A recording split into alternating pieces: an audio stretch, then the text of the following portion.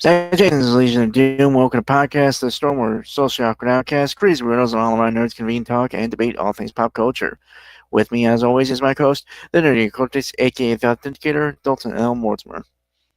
Hello and good evening, everyone. Sorry about being slightly late. That was my bad. I got sidetracked cleaning out from under my bed because of the whole, moving thing. Mm-hmm. Yeah, I have just now come to the realization that Dalton may be a little bit of a hoarder. In my defense, I have lived in this same room for literally basically my whole life. So a lot of shit accumulates over the course of nearly 30 years. I've lived in the same room for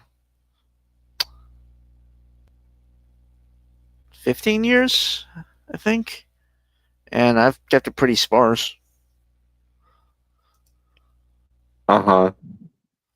But you also were various degrees of homeless throughout that time.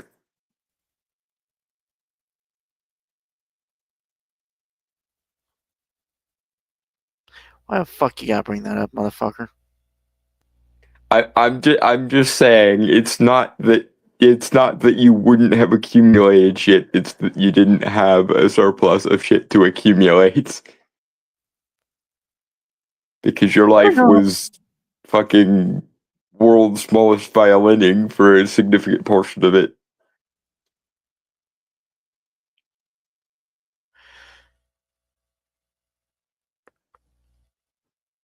Yeah, you're a right asshole sometimes, you know that?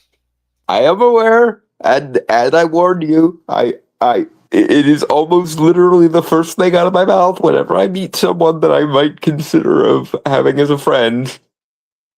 And I did repeatedly warn you. So don't act surprised now.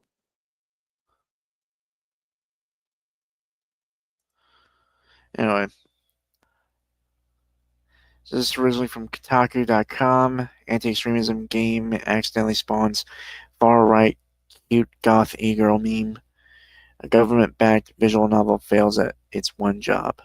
It's written by Lewis Parker, published January 2022. Sorry. Published January 22nd, 2026. I'm not gonna lie, I woke up at like 4:30 today and I'm really tired. Someday you're going to have to solve that. Dude, okay, I have to spend most of the week waking up at that time from work. Okay, my body's just adjust to it for the last 2 years. Okay, just it happens. Learn to sleep in when you have the opportunity, man. I mean, I don't get up until like 8, so unless I'm going to the restroom or something. So I think I do fall asleep. I just can never tell sometimes.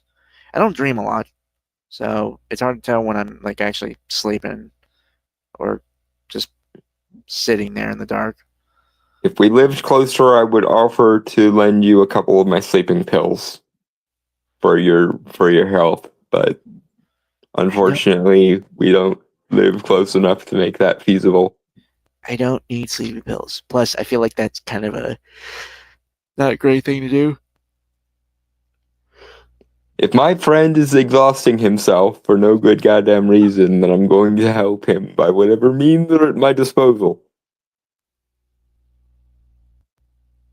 I'm not exhausting myself, okay? I'm just used to getting up early, and sometimes hard to go back to sleep when I wake up.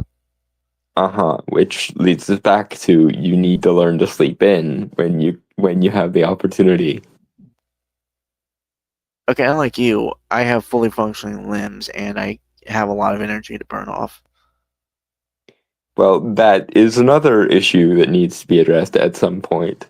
Maybe you should go back to doing your walks and shit. Yeah, I'll get right on that. Like tomorrow, with all the snow and stuff. Something to keep in mind for spring, at least. And yes, I will continue to benevolently nag you because Inevitably. someone has to give a damn about your health, and since you don't apparently give a shit most of the time, it's my job. Okay, I do give a shit. I'm just also too exhausted from work to do anything about it. Yet another thing that you probably should resolve at some point. But anyway, moving on to the thing. Because yes, the UK government is going full 1984, and it backfired on them hilariously. Doesn't it always? Yeah, no, it is amusing watching authoritarian twatmongers ruin themselves by virtue of being out of touch. But doesn't mean it's not fun to gloat every now and then.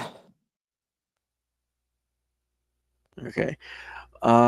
Pathways, a bespoke interactive learning game developed in collaboration with the political literacy platform Shoutout UK and funded by the British government, has inadvertently spawned a cute goth e-girl meme. The game was meant to fight anti-immigrant extremism, but now its character has been turned into a pro-right-wing symbol. Because you put the quote unquote extremist talking points in the mouth of a cute emo goth girl. And you expected this to make teenagers not like her and or to associate her with negativity. And to that I say you haven't ever been a teenager, or at least you have a very poor memory of when you were a teenager, if you think putting your allegedly extremist talking points in the mouth of a cute e-girl isn't going to backfire on you hilariously. To be fair, most politicians grew up rather well off and rich, so they never got their And genuine. and because politics is for some reason an old folks' home now, most of the people who grew up to become politicians grew up in the 60s at the latest, and they don't know how anyone south of Gen X feels or thinks about things, let alone how the fuck internet culture works. Also, the things that you were claiming to be extremism weren't. It was the idea that if anyone notices or cares about overt Muslim immigration to the UK, that makes them an extremist somehow. It's not like the Muslim world is known for theocratic extremism and, suicide bombing or anything. Oh, wait, yes, they are. So it's perfectly legitimate for people to notice that and not be okay with it, especially when a large percentage of said people were illegal in the first place, and in the second place, the the ratio of immigrants to native population is ridiculously fucked because the UK is a series of small islands, and yet they have immigration figures on par with the US. Because the political class, as per usual, hate the people that are actually from the country they're supposed to be serving and love literally everyone else because reasons. Moving on.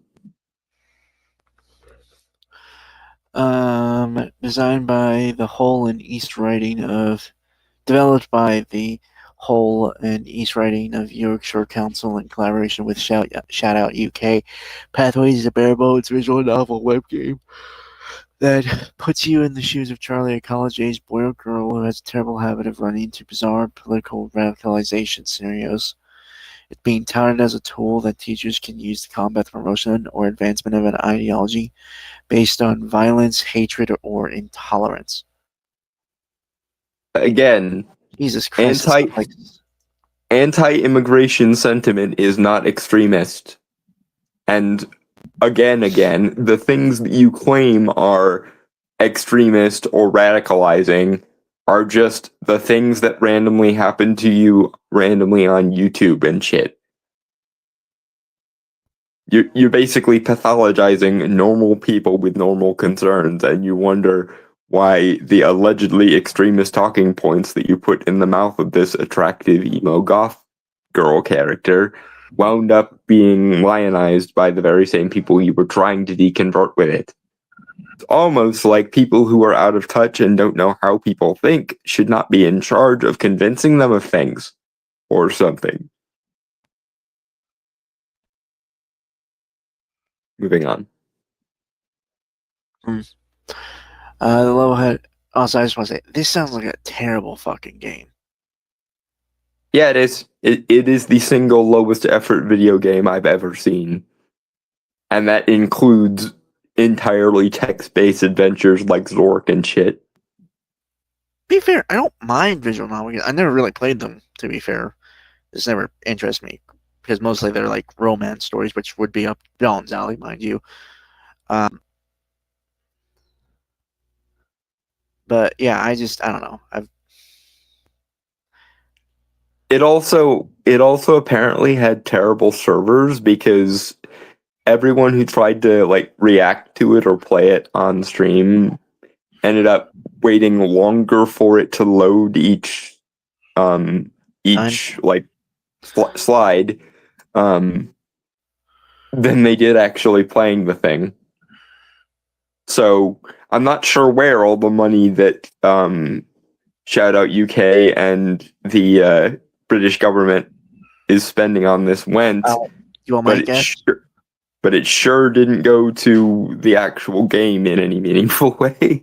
Hey Don, you want my guess based on basically any time there's something that's being developed that's supposed to be for the people with these kind of assholes?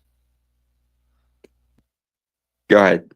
Embezzlement, mostly. I'm calling it. Well, embezzlement by way of activism, i.e., it went straight from the British taxpayer to the pockets of the activists, most likely. Oh yeah.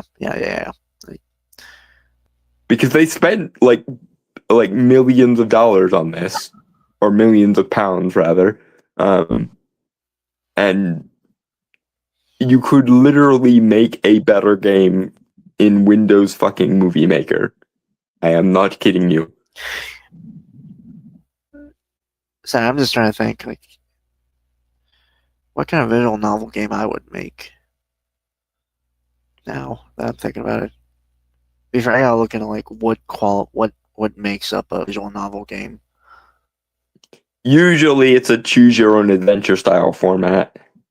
Usually, right. Wait, does Class of 09 count as a visual novel game? I have never played it, so I couldn't tell you. Well, it's okay.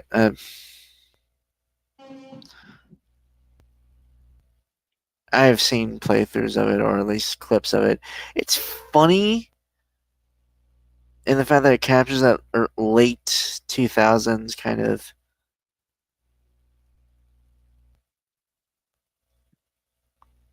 style. Mm. Although the characters just unbearable assholes. Granted, most of them are white middle class teenage girls. So yeah, that's not exactly the most likable character type of the universe. Bourgeois teenage girls. That's most teenage girls don't even like those sorts of characters. Anyway, sorry, I was thinking about it is all. Mm-hmm. I mean, given that's me, it probably would be superhero related. Mm-hmm. Are there superhero visual novels? Probably. It wouldn't surprise me. It's probably even easier now with AI.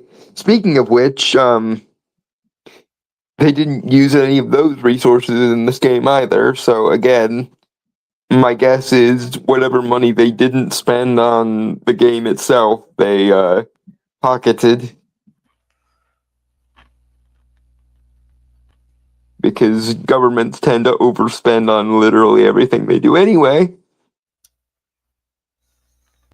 And the British politician class is so concerned with quote unquote right wing extremism, i.e., people noticing that there are far too many Muslim immigrants in the UK, and that said populations tends to contain a lot of criminals disproportionately.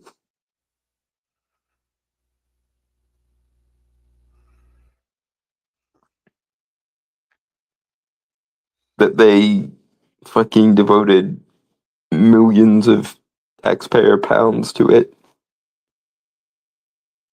Anyway, Yep, moving on.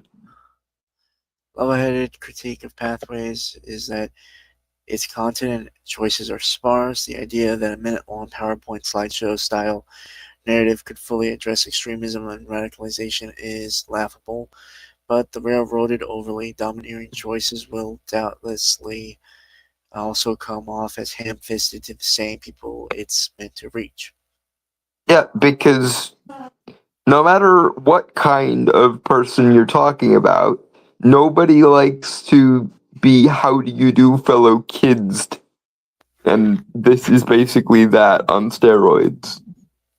It's a bunch of British, like, septuagenarians trying to how do you do fellow kids Zoomers out of quote unquote radicalization, which is really just whatever the government doesn't like and has nothing to do with actual radicalism.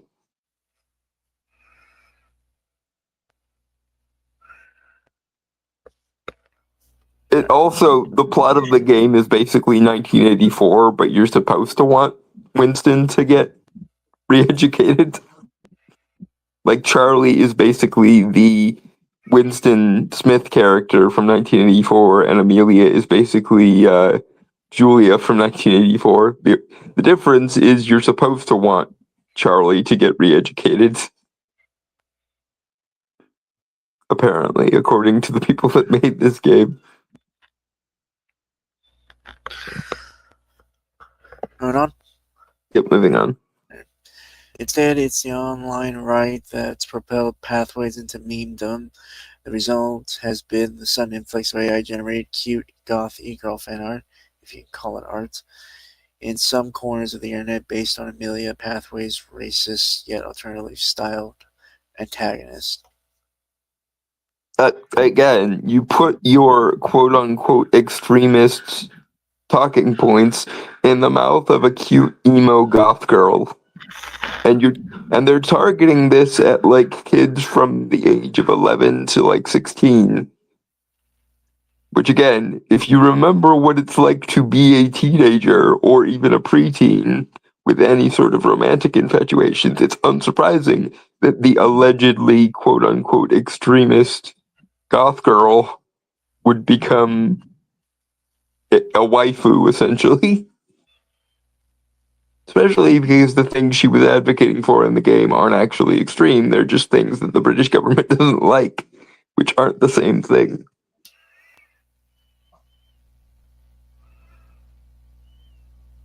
Like, there's literally a plot in the game where Charlie learns about social justice diversity, and if the player chooses to acknowledge that white people are disadvantaged by social justice, that qualifies as extremism according to the game. In other words, noticing reality is extremism according to the game.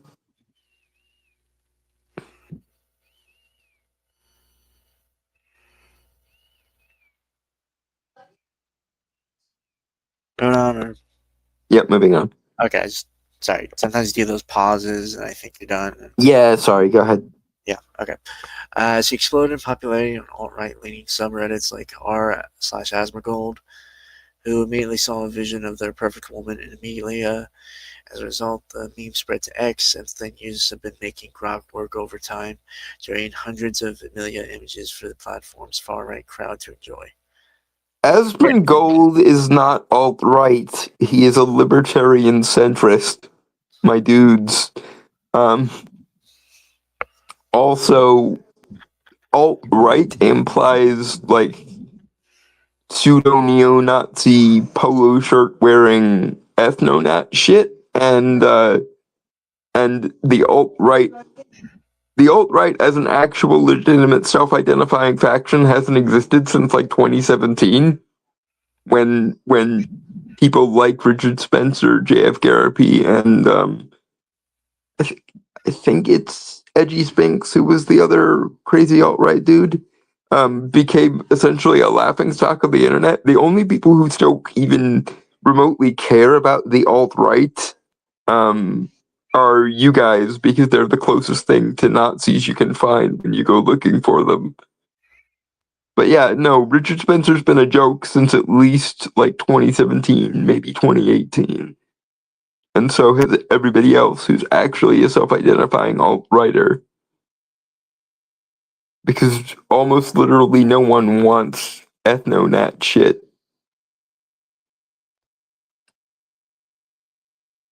Moving on.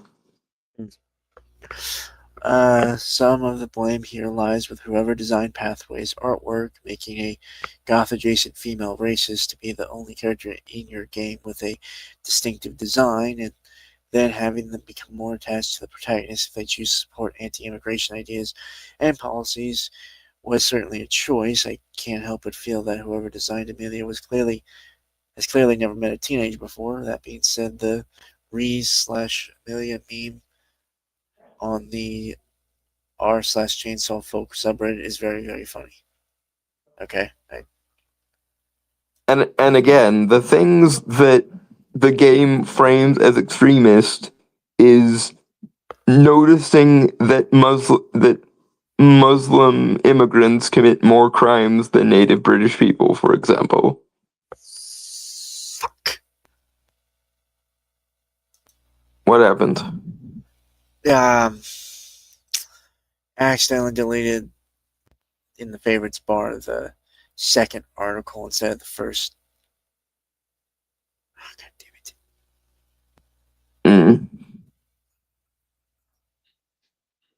Hold on. So, yeah, give me a second to get the other one back. That's not bad. Shit happens, man. Shit happens. Yeah. Okay, hold on.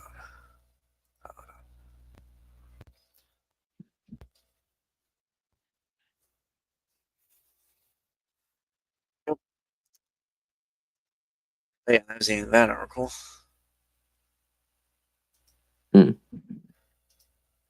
Okay. So this is originally from TheGuardian.com. Meet Amelia, the AI-generated British girl who is a far-right social media star. The avatar created to deter young people from extremism has been subverted and is breaking out of niche online silos. This is written by Ben Quinn, published January 25th, 2026.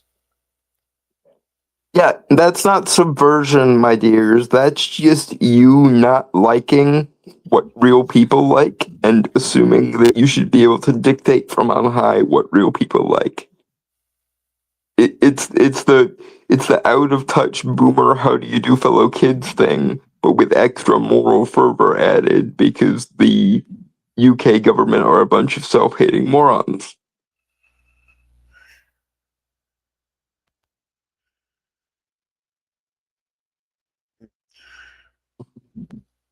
Moving on. Sorry. Yep, moving on. Okay. In certain corners of the internet, on niche news feeds and algorithms, an AI-generated British girl has emerged as something of a phenomenon. Her name is Amelia, a purple-haired goth girl, proudly carries a mini Union flag, and appears to have a penchant for racism. Oh, so she's like a gender-bent Manchester Black. She does unironically kind of look like that. Yeah, she looks like if Manchester Black ever had like a niece, that's basically what she looks like. He does have a sister. If I remember correctly. Yeah. So yeah. The alleged antagonist of this government funded game is a niece of Manchester Black who happens to be proud to be British and thinks that the purpose of the British government should be to serve British people, and that maybe we should get rid of people who are convicted terrorists and not just let them roam free after they've committed said crimes. The British establishment essentially hates the British people, and it's one of the most frustrating and galling things I've ever seen. I am so glad that I'm not in England right now.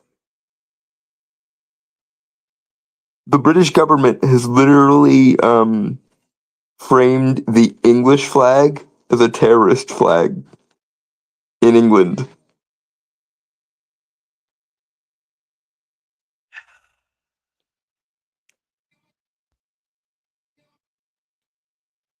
Moving on.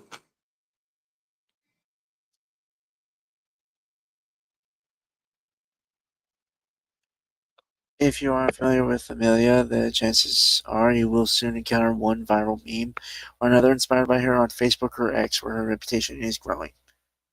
I'm gonna be honest. This is the first time I'm hearing about any of this. And to be fair, I'm not really the guy who keeps up with that kind of shit.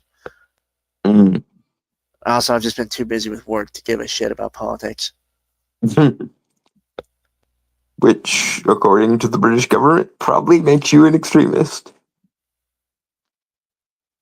Well, refusing to give a shit about whatever political bugbear they are pissing themselves over today is apparently extremism now. Okay, well, they can go fuck themselves because one, I am not one of their citizens. Two, my entire country told them to fuck off back in the 1770s. And, go ahead and try to influence my beliefs, motherfucker. See how well that goes.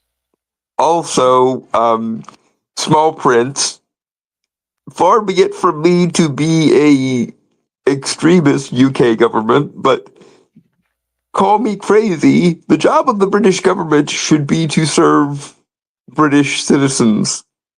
That's never been the case. Ever. And not foreign importees who regularly commit horrifying crimes at a rate of like 3 or 4 times that of the native British people. But to be fair, some could just be there trying to escape all that shit that's happening. Yeah, and they get to the UK and realize that so many extremist Muslims are already here. They basically threw themselves out of the frying pan and into the fire. Because unlike the governments of the Muslim world that actually will punish some of these forms of extremism, the UK government, every time they commit a terrorist act, will say things like, "Don't look back in anger," i.e., you can't blame all Muslims for the actions of these particular Muslims, and you can't point out that more Muslims are religious extremists than native British people because that's racist somehow. It's basically the British equivalent of the 1450 meme over here in the States. 14 black people are roughly 14% of the population, and yet they commit 50% of the violent crime. That's basically the British version of that, noticing that people from countries like Iran, Somalia, Saudi Arabia, etc. commit more crimes than native British people. Moving on. If you're familiar with it, videos of merely a typical feature her walking through London or the House of Commons, declaring her love for England and warning of the dangers of militant Muslims or third world migrants. In one clip, she is harangued by bearded men in Islamic attire for eating a pork sausage. Which they actually do, because pork is forbidden according to the dietary restrictions of Sharia law.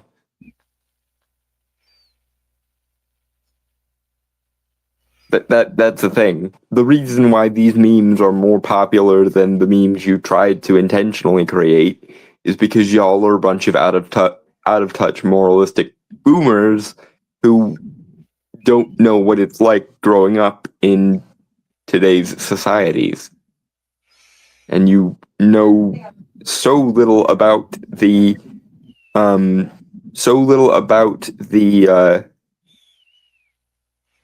online space that you thought this was an adequate video game to give kids who are in danger of becoming quote unquote radicalized.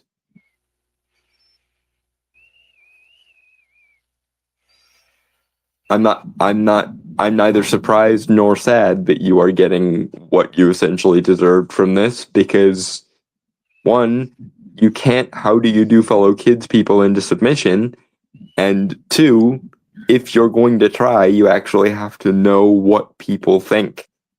Of course, if you actually bothered to learn what people think, you might not be as much authoritarian morons, which would solve the problem in and of itself. Moving on.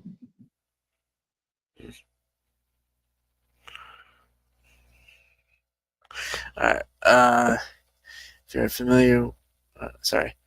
Wait. No, yeah, I did. Okay, sorry. I didn't realize I didn't move it down. Okay, the message is one well rehearsed on far-right social media, but it is the AI invention of Amelia that has made her endlessly adaptable, creating a viral internet trend with anyone with access to a mainstream chatbot can take part in. Users of X have turned to its Grok AI tool to create so many Amelia memes. She is now breaking out of niche online silos. Ugh. Yeah, because memes go viral. That's what memes do. If you know what the fuck you're doing. If you don't know what the fuck you're doing, then you will reduce yourself to being nothing more than out of touch cringe by the parlance of the younger generations. Next time you try to make some kind of online outreach, you might try to conceive of people that actually know how the internet works instead of people you're paying to moralize at you instead of knowing how the internet works. Moving on.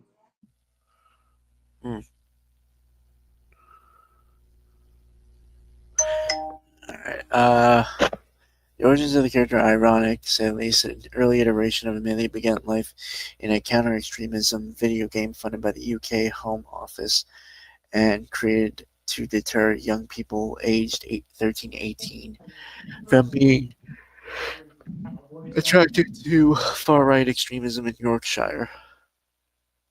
Again, one of the problems here is that you claimed a bunch of shit was extremist when it isn't, and you also moralized at a bunch of people, and teenagers online don't like moralistic bullshit in general. And once again, you put these allegedly extremist talking points of yours in the mouth of a cute goth girl. and you expected 13 to 18-year-olds not to immediately start simping for her. Especially if they already share those kind of politics to begin with. Because that's the main reaction I've seen from the internet is people seeing the way Pathways portrays Amelia and going based over and over and over again. Because again, the very same kids that you're trying to spare from radicalization probably already agree with the things you consider to be extremism, largely because you overblow the threat of extremism and assume a bunch of things are extreme when they're not. And this is a problem, especially if you make the villain character of this particular game of yours attractive, likable, and fun. This should be Internet 101, but yes, when you want people to identify with your protagonist or your antagonist, you make them likable and fun. If you want someone not to identify with your protagonist or antagonist, you probably should do your best to make them as unattractive as possible, especially if you're targeting it at horny teenagers. Because horny teenagers will screw a hole in the wall if it feels good enough to them. I hate that you're right. I mean, I may be 30 now, but it's not been so long since I was a teenager that I don't remember what it feels like to just really need to screw something that's vaguely attractive for 5 minutes. And if you go so far as to make the character likable and attractive, and then put talking points in the character's mouth that the viewer is probably going to agree with to some level anyway, yeah, no, you basically de-propagandized yourselves because you made the thing you're trying to propagandize for unattractive, and you've made the thing you're trying to propagandize against as attractive as it could conceivably be to 13 to 18-year-old teenagers. Moving on. Pathways Navigating the Internet Extremism is a simple multiple-choice format game with basic animation. Its players are taken on a journey as characters at a college. They are invited to make decisions and scenarios, including whether or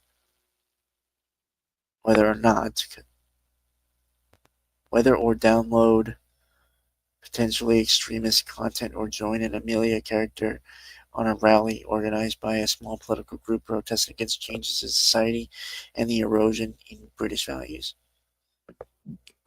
You're expecting British teenagers not to want a return to British values? Again, it would be very helpful, UK government, if you didn't hate your own population and prioritize literally everyone but them over them. This would probably also have helped if rule 1 of making decent propaganda is you want to make the thing you're propagandizing for as attractive and likable as possible, and you want to make the thing you're propagandizing against as despicable and inhumane as possible. And you didn't do either of these things, and so the people that you are claiming you want to de-radicalize are winding up more radicalized, at least by your standards, because you put the no sentiments in the mouth of the most likable and attractive character, and you made every authority figure in the game look like a out of touch parent or authority figure that doesn't know what the fuck they're talking about. Of course, this is largely because you are the very same kinds of authority figures that don't know what the fuck they're talking about. And rather than learn how the internet works, you hired a bunch of people who were put in charge of morally purifying the game instead of making a game likable or entertaining, and it backfired on you. And if it weren't for the fact that you're a bunch of Orwellian shit stirrers, I might feel bad for you, but because you are a bunch of Orwellian shit stirrers who hate your own populace, get wrecked in the parlance of the gamer. Moving on.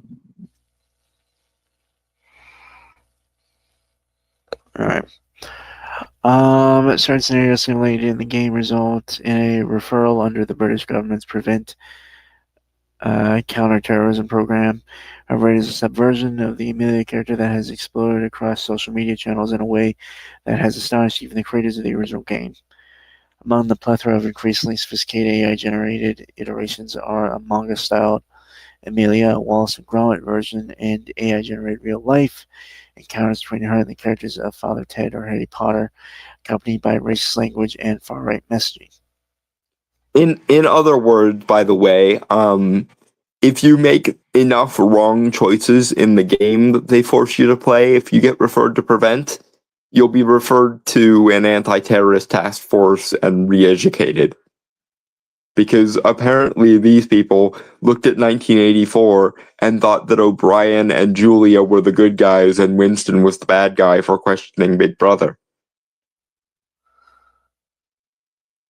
Again, I am proud by proxy to be an American right now because I enjoy watching the very same illiterate authoritarian morons that we rebelled against back in the 1770s get wrecked.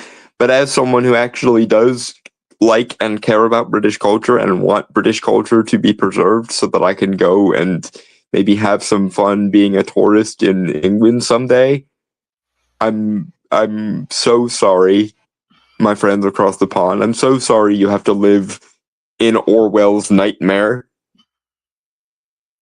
run by the very same out of touch artists who make things like Velma and New Warriors and shit. You'd think they would get lucky and just like by sheer just dumb luck and numbers, you'd think they'd get lucky and occasionally make a piece of propaganda that actually worked, but no, because they actively think that likability is something that is beneath them, and so they shouldn't have to bother, because they're the authority figures, and therefore you should listen to them by definition. And again, especially given that you're targeting this to internet-savvy teenagers, the one thing you don't want to tell an internet-savvy teenager is listen to the authority figures because they're the boss of you. Try that and you will get a fuck you no on general principle, just like you are currently getting. Because the one thing teenagers don't want is to be morally grandstanded at by authority figures. Again, I'm 30, but I remember being a teenager well enough to know that the one thing a teenager hates more than anything is when boring, out-of-touch adults try to morally grandstand over them because they're in positions of power. Like, does no one remember the 90s at all? Does no one remember the Daria sentiment of the establishment doesn't represent me and fuck them? Because not that much has changed since I was a teenager. The only thing that's changed is which way the moralistic compass happens to be pointing, and therefore what way the youth of today are rebelling. Back in the 90s, it was like the British Invasion comic books. It was punk. It was Daria. Now, it's stuff like Jordan Peterson, Andrew Tate, and apparently Amelia. Lol. Moving on. Certain scenarios are in analysis provided to The Guardian by Patent Intelligence, a UK company that monitors disinformation, indicated that an anonymous account known for skillfully disseminating far-right messaging started the Amelia meme on X on January 9th with a post that had since been viewed 1.4 million times. Yeah, because the sentiment that rubs against your authoritarian bullshit is what's popular among people who are not fans of your authoritarian bullshit. Unsurprising if you remember how the 90s worked. In the 90s, it was the TradCon family values Bible thumping shtick and the war on terror shtick and the satanic panic shtick that everyone was bending against. And now it's the regime of social justice and diversity, equity, and inclusion, and ESG and Bridge, and the educational system demonizing as much of native cultures as they can, while lionizing every foreign culture under the sun. And so now, whereas before the U's liked punk and liked the Four Horsemen of New Atheism and liked rock and roll, now they like things like YouTubers. The sensible solution would be to familiarize yourself with this content so as to be able to either argue against it or understand why people are attracted to it in the first place. But you can't do that because you have to see it through an authoritarian moralistic lens, just like the churches of yesteryear could not appropriate the edgelord aesthetic of punk and Daria and that sort of shit, because every time they tried, they would have to view it through myopic moralistic lenses. And myopic moralists aren't very good at being irreverent in the face of authority or being likable on a grassroots level. Hence why you fail. Moving on. The volume of Amelia posting has since gone from an average of 500 a day when that account first introduced to the world to roughly 10,000 starting on January 15th as it hit international audiences. On Wednesday, it hit 11,133 posts on X alone. In one of the most surreal twists, and Amelia cryptocurrency has emerged, with social media users seeking to leverage its value on the meme's rising profile. On Wednesday, Elon Musk retweeted an X account promoting an Amelia cryptocurrency token. Okay, I feel like that's a bit much. That's hilarious, though. It's literally like buying and selling shit on the like strength of a meme. There are some times I'm very glad to be human, and this is one of them. We will just take whatever the establishment wants and invert it and then sell it back to them because that's hilarious. Oh, humanity. Every now and then you make me think you're almost worth saving. Almost. Moving on. Hi, how you doing?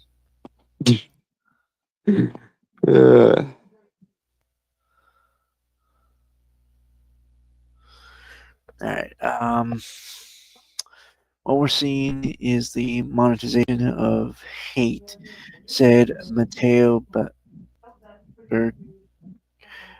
Bergamini, the founder and CEO of Shoutout UK, a political and media literacy training company that created the original game. We've seen Telegram groups all messaging each other in Chinese about the meme coin and talking about how to artificially inflate its value, so a lot of money is being made. You mean what they do with literally every other cryptocurrency? Like, cryptocurrency is a stupid idea, but insofar as it's a thing that exists, that is what they do with every cryptocurrency. They inflate it and then sell it off when the inflation bubble starts to pop so they can cash out. That's what cryptocurrency is. You should not be surprised by this. Again, this is one of those. If you were anything other than out of touch, you would understand how this works. But because you are only out of touch, you keep making stupid mistakes over and over and over again that anyone who's been on YouTube for more than 5 minutes should know better than.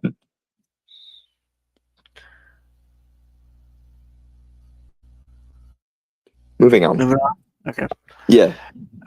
What we're seeing is the company itself has been the target of a deluge of hate mail, including threats that have now been reported to the police. Bergamini points out that the original initiative was never meant to be a standalone game. Rather, it was included to be used in the classrooms alongside a suite of teaching resources. A fact he says coverage and commentary has ignored. Because I'm sure putting it in a classroom setting and lecturing teenagers about the thing they're really not supposed to do is going to make them not do it instead of, oh, I don't know, make them want to do it more out of spite. Like every teenager does everything that their parents tell them not to do just out of spite. Again, have you ever been a teenager? Did someone like make these people in a test tube somewhere? Because speaking as someone who was definitely a teenager once upon a not so very long ago, this is like stuff that teenagers do just on reflex is, oh, the authorities want me to do something or want me to avoid doing something, I'm going to do the opposite out of spite, because that's how you teenager. Moving on.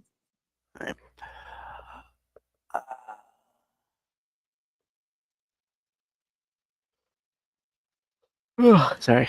There's been a lot of misrepresentation, unfortunately. He said the game does not state, for example, that questioning mass migration is inherently wrong.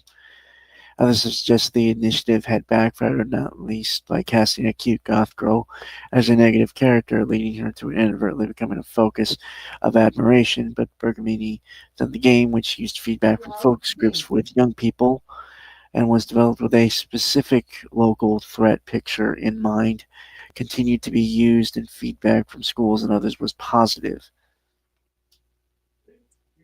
Again, like, it's very obvious that teenagers will do literally anything you tell them not to do, as and when you are annoying and out of touch and dry and boring and moralistic.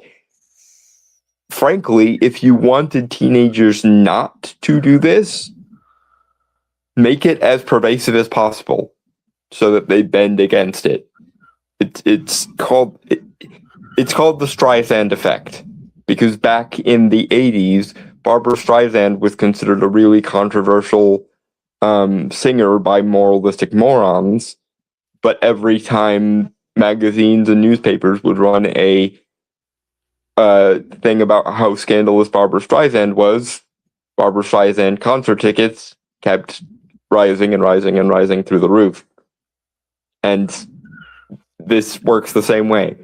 Frankly, if you're an adult who's probably out of touch with something, one, the best option is for you to get in touch with the thing as much as possible. And two, if you want someone not to do something, frame it as the morally upstanding and normal thing to do, and they'll do the opposite on reflex. I shouldn't tell you that, because as Napoleon once said, you should never interrupt your enemy when you're making a mistake. But if you genuinely want people to do what you tell them to do the opposite of the thing you want them to do, and they'll do the thing you want them to do on reflex.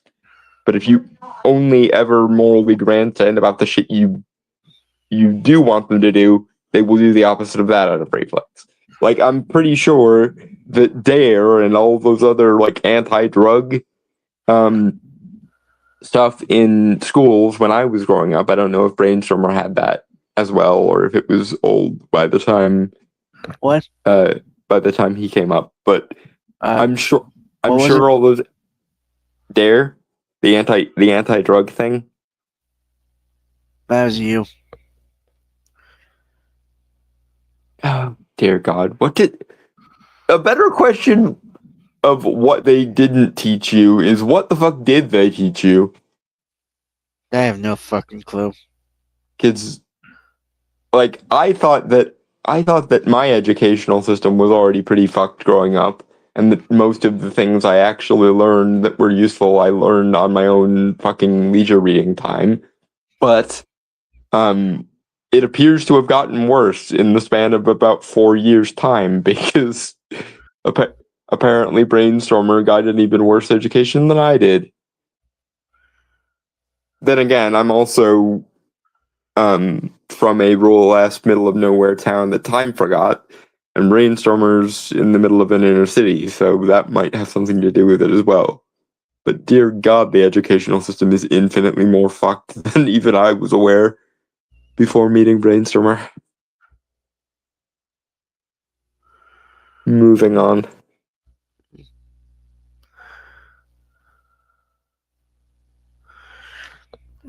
There's been a lot of misrepresentation over that sort of fucking Christ. Nevertheless, the speed and sophistication surrounding the creation of supposedly subversive Amelia memes online has taken it by surprise. This experience has shown us why this work is so immensely important, but also gave us pause for thought about our safety in conducting this work due to highly sophisticated coordination of those who profit from hate, he said. Many of the things you call hate are not hate. Many of the things you call hate are just people being normal.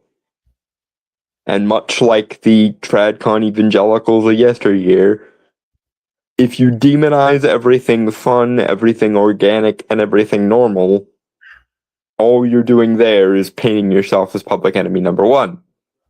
And if I had any sympathy for you, I would advise you to stop that. But as I have zero sympathy for you, you fucking Orwellian asshats, keep doing what you're doing. I'm sure it will work eventually and won't completely continue to backfire on you hilariously while I sit there eating popcorn. Moving on.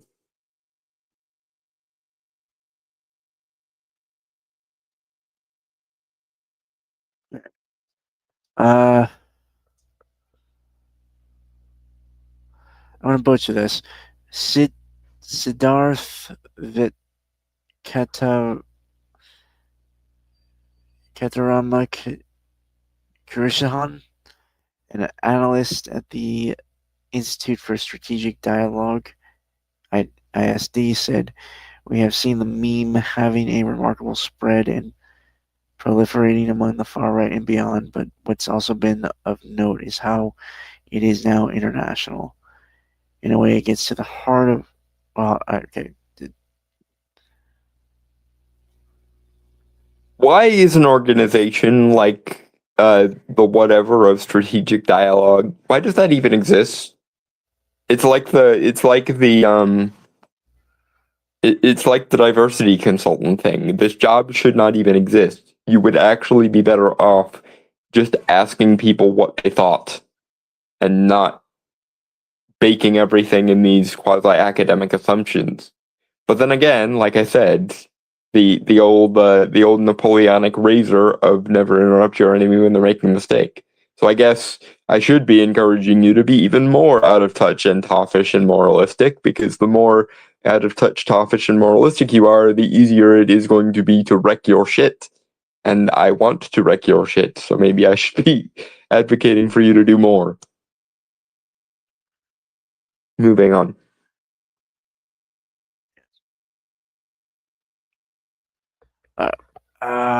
In a way, it gets to the heart of what we might term the dissident far-right individuals who position themselves outside of the mainstream political scene, whether that's shitposters who are just provoking, others who are in twee memes. Okay. Simple. Go ahead. Finish the thing first. A whole ecosystem has embraced it. Clearly, the sexualized imagery is also key to this. The target audience is almost exclusively young men.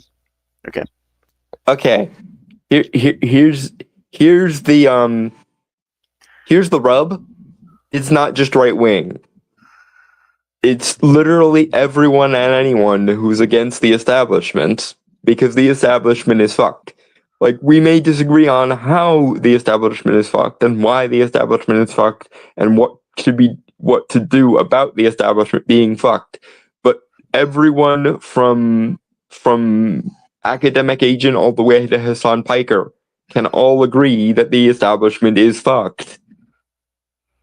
And this is why we just need to normative institution even harder. We just need to institution even harder. We just need to establishment even harder. Position is getting more and more and more untenable.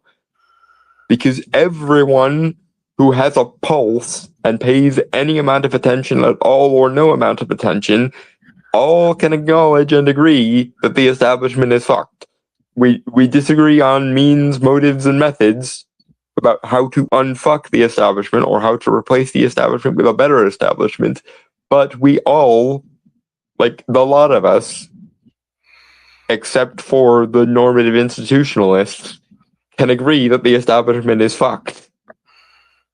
Because that appears to be the reality.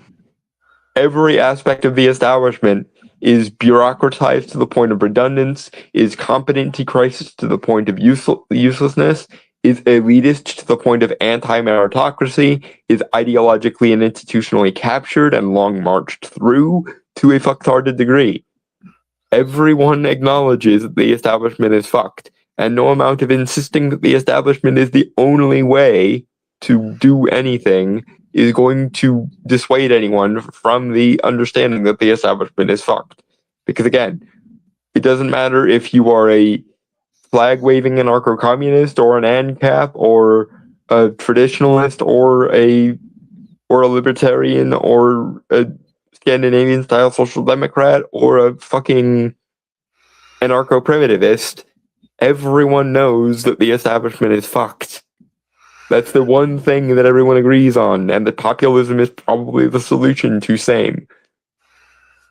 And no amount of doubling and tripling and quadrupling down on normative institutions is going to help you here, because this is going to break your brain, but the institutions are the problem. The norms and their outdated uselessness are the problem. And the Overton window and its current position are the problem. So basically everyone can agree that that Overton window needs to be smashed to fucking sand.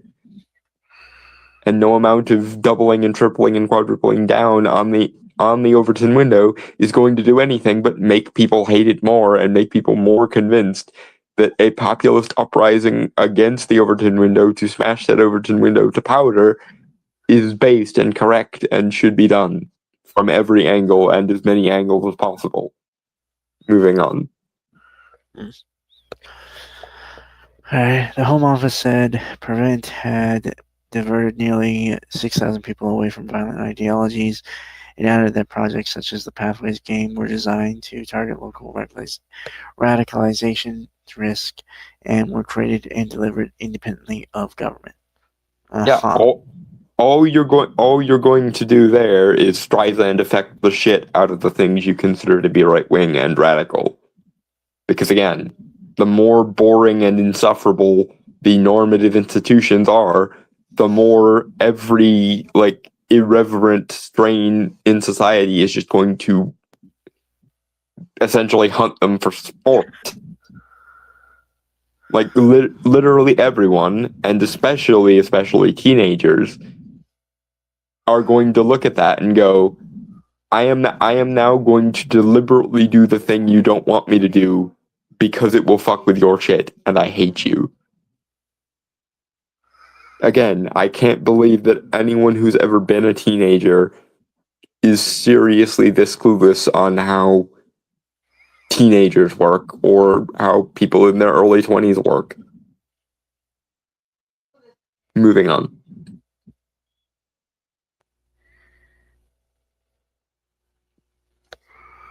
Alright, give me one sec. Next thing's loading, so. Okay, there we go. Let me share screen. I'll get through these pretty quickly. Relatively. Then again, DT's not here, so it's probably due to fewer commentary from the comments. And no, DT, that's not a bad thing when you do get here and see this part of the thing. We are grateful for your contributions. It's just that it does make it slightly easier to get through stuff when we're not splitting time between the article and the comments. Moving on.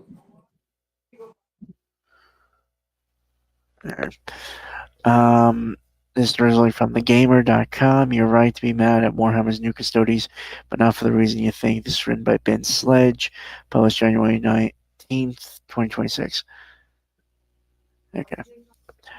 Another Warhammer reveal show, another subset of the hobby community seething with rage at the newly showcased miniatures. It's not because that alien bounty hunter in Horus Blackheart's Dishonor Guard should have been a Kroot mini instead. It's not because the Eldari Crosshairs Corsairs, Corsairs. don't have enough peg legs to be considered proper pirates either. Both complaints are undeniably true, but the reason Warhammer players are going positively apocalyptic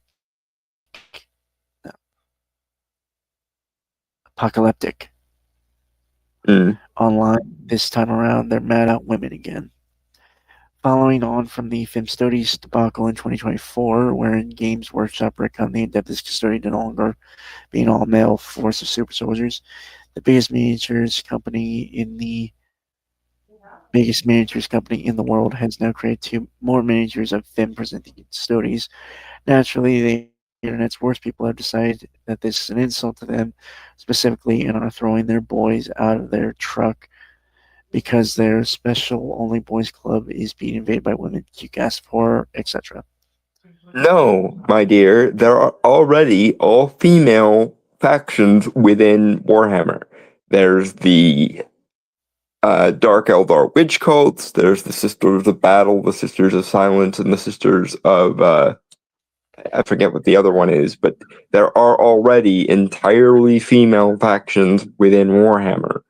The issue is that nothing can be exclusively male without a bunch of feminist morons claiming that it's sexist.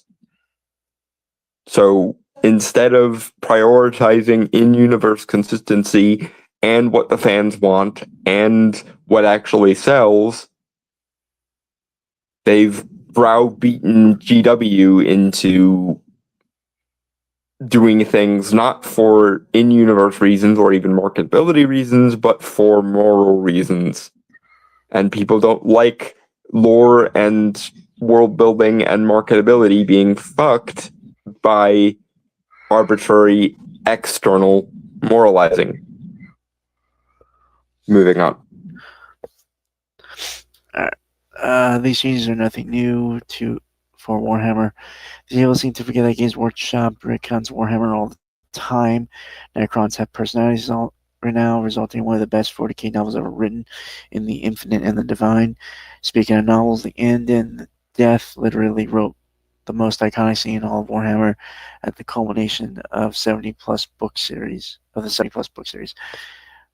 I don't know the particular novels in question well enough to comment, but I'm guessing you're bullshitting because that's what games journalists do in 2026 and have been doing since at least 2013. And you can go fuck yourselves, by the by, but that's a different story.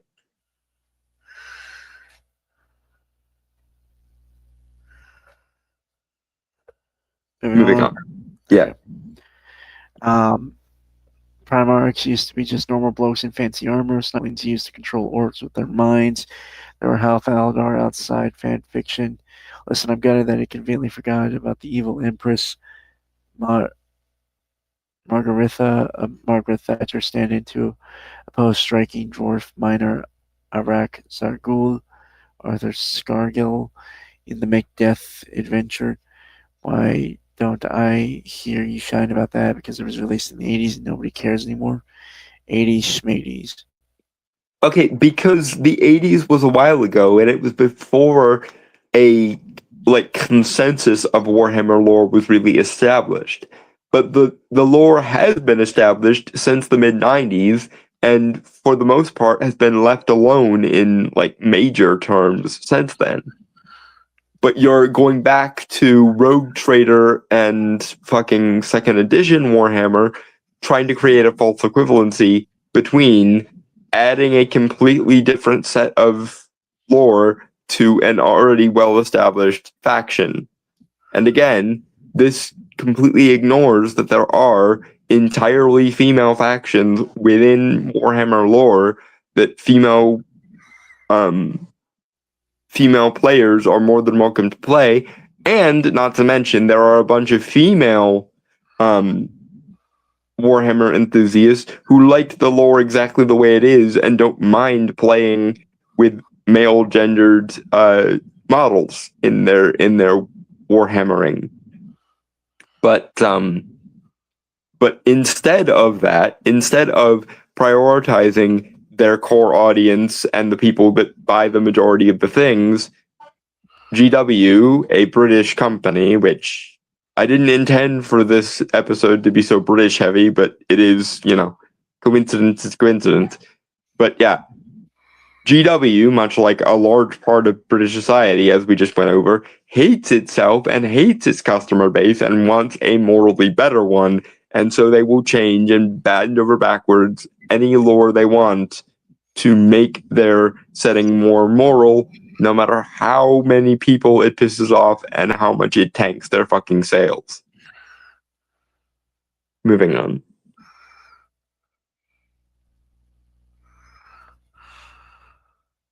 Alright.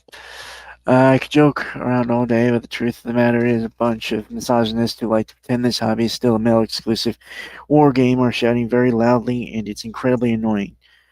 Workshop tries to distance itself from these kinds of hobbyists, retconning its games to be more inclusive as it tries to reach a broader range of customers. However, many clearly still hold archaic opinions about all genders other than their own. Doesn't help when industry icons like John Stallard repeat the same dull talking points in interviews, but I'm sick of saying it at this point. Warhammer is for everybody. Okay, so I'm gonna be fully honest. I've been very full upfront about how I'm not the biggest fan of Warhammer, just given its grim, dark nature and all. Mm-hmm. But I've seen people get into it. Because sometimes I watch reaction videos, and sometimes I watch people get into Warhammer lore. A lot of them are female, actually.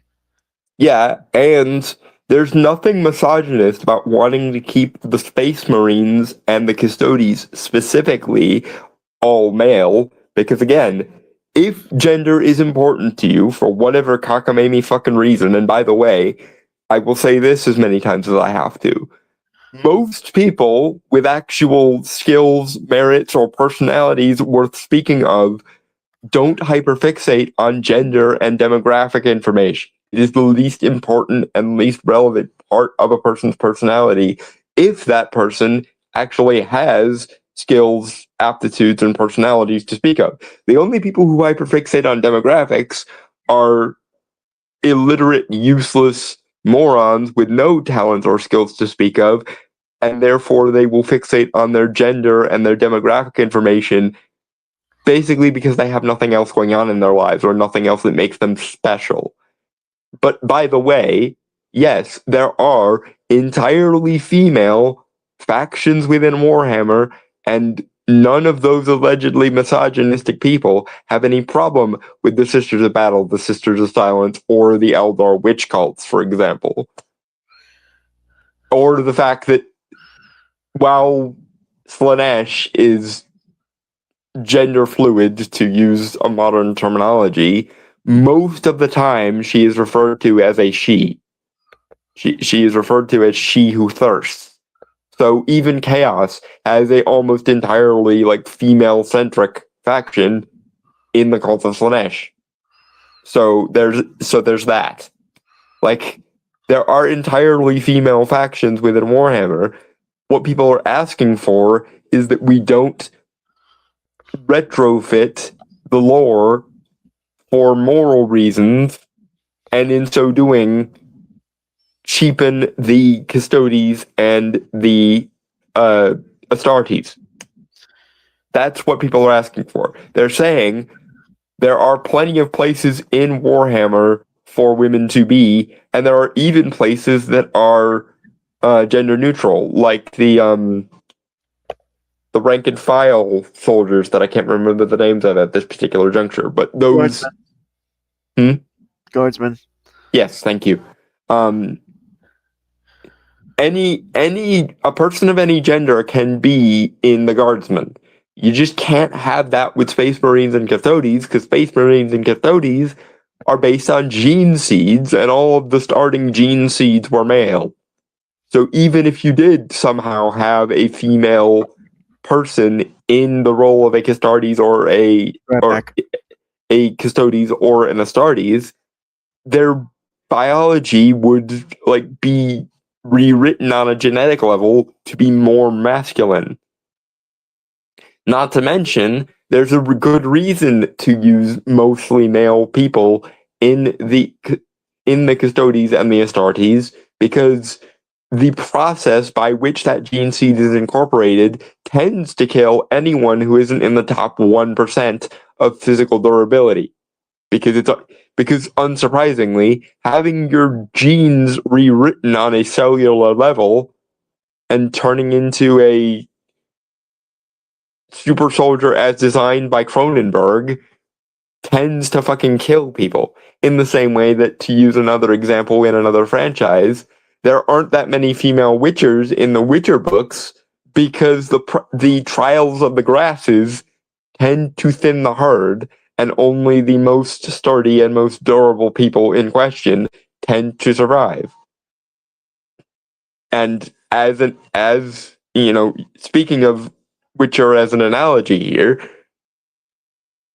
I can't help but notice that no one is complaining that the sorceresses are basically unilaterally female.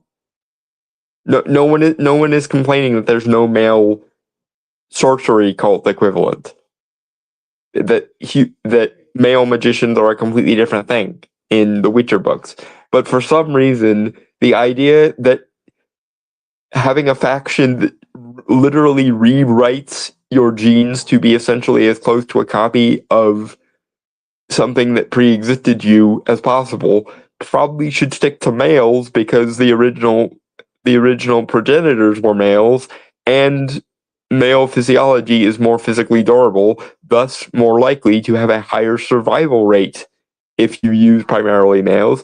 Also, I might argue, if I was, playing feminist advocate for 5 seconds, that asking female characters to be subjected to something as again, Cronenbergian as the gene seed trials and things with regards to the Custodes and Astartes. I'm sorry, my tongue gets tied around those. But regardless, you could easily make the argument that including female characters in that meat grinder would itself be misogynistic, because it would subject women to orders of magnitude of suffering.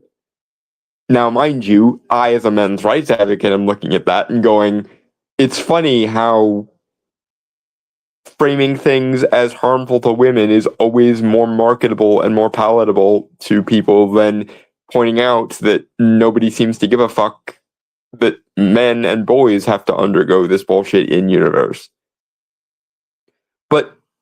But you don't care about the actual female characters in setting, even though you're the sorts of people who generally can't differentiate between reality and fiction when it's convenient for you, because you aren't interested in giving women the freedom to be Custodes or Astartes. You're interested in preventing the Custodes and Astartes from being a boys' club, as you put it.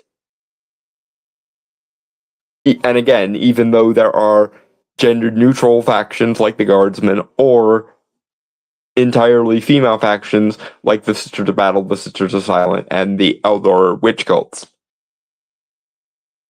You probably don't even know about those last 3 factions I listed. You probably don't even know about the Eldor witch cult, or the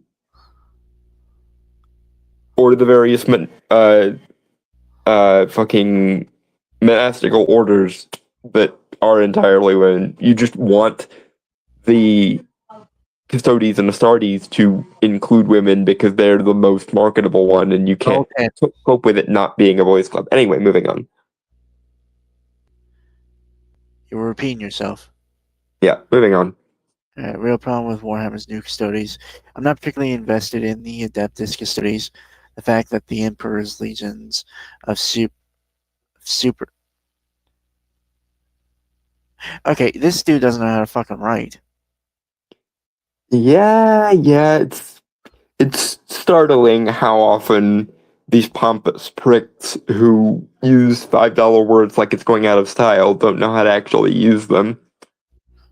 Well, no, it's just like, hold on, let me read this sentence.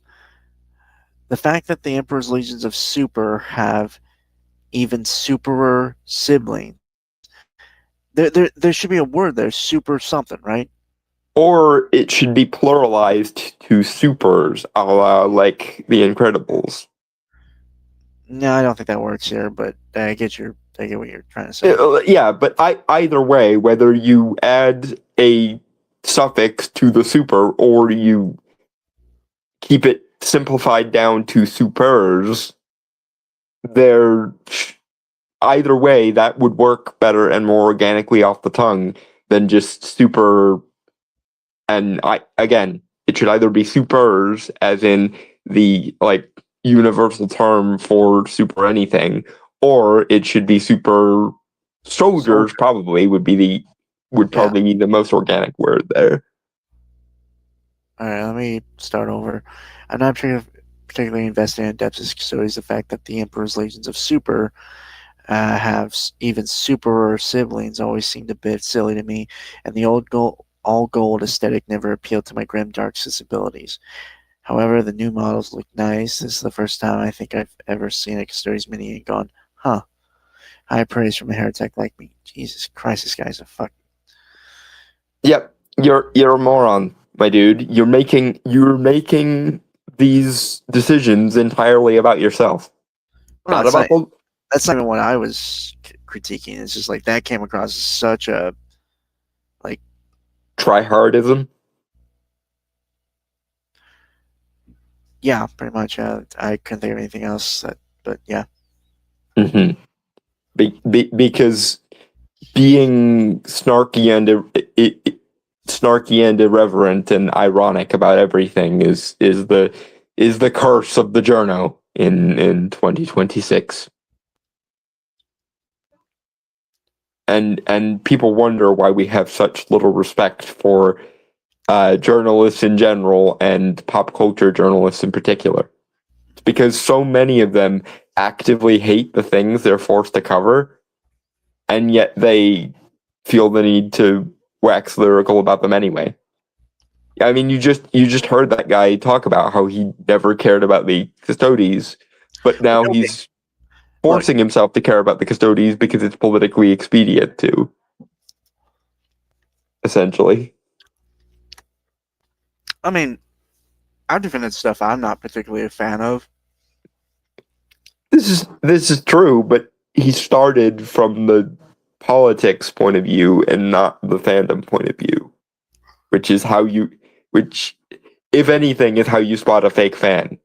A fake fan is someone who instrumentalizes everything they claim to like and don't actually know anything or care anything about the actual particulars thereof. Real fans care about the in-universe logic and not how things look from the outside from a thematic, moral, or political point of view. Fake fans only care about how things look from a moral, socio-political, or thematic point of view and couldn't give a rat's ass about the in-universe logic. Alright, moving on. Moving on. Alright. But the real kicker is that these models will be able to be used in both Warhammer 40k and Warhammer the Horus Heresy, the old school war game set 10,000 years prior. It's nothing short of an outrage. For years, Workshop has been trying to force players to buy twice as many kits, even if they want to play the same army in the two systems. Space Marines, I'm afraid, though, they've gone through the Rubicon Primaris now. Your Dreadnoughts replaced my beloved Adeptus Mechanicus in 40k. We've got a dude on stilts, while the Mechanicum of the Horus Heresy has received one of the best range classifications I've ever seen. I want to use all of those Mechanicum kits in 40k, the game that people actually play at my local club. It doesn't even break any lore, as most of these funky automaton are still in use by Mechanicus forces in the first millennium. To be fair, no one is stopping you from kitting out your armies however the fuck you want in the privacy of your own home. Also, there is actually an in-universe reason for the Horus Heresy era stuff being better than the current era stuff. And that's because the Horus Heresy is much, much closer to the golden age of technology, and therefore their shit is necessarily more advanced, as opposed to modern or current day set 40K, which is 10,000 years later, after many of the most advanced techniques and technologies have gone extinct or needs to be reinvented by a literally religious cult of morons. Like that is the in-universe reason. It's because 10,000 years makes quite a lot of difference in the span of 40K, because Horus Heresy is closer to the golden age of technology, and therefore there's more cool shit there. As opposed to the religious cult that has to MacGyver everything back into order when they get lucky. Moving on. Okay. I should make one thing clear. My anger is directed towards the Custodes. While they may be taking the brunt of this rant, they're actually a symbol of what Games Workshop should be doing. Let players use the same elves in Age of Sigmar and Old World. Let Space Marines be Space Marines, no matter what millennium they inhabit or hail from. Make this hobby slightly more financially accessible instead of prioritizing profits at every turn. I don't think that last one. I think that last one is too helpful. They can also do that, but yeah, no, it's not. It's you're missing quite a lot. You're missing quite a lot of the problem. The problem is that it shouldn't fucking.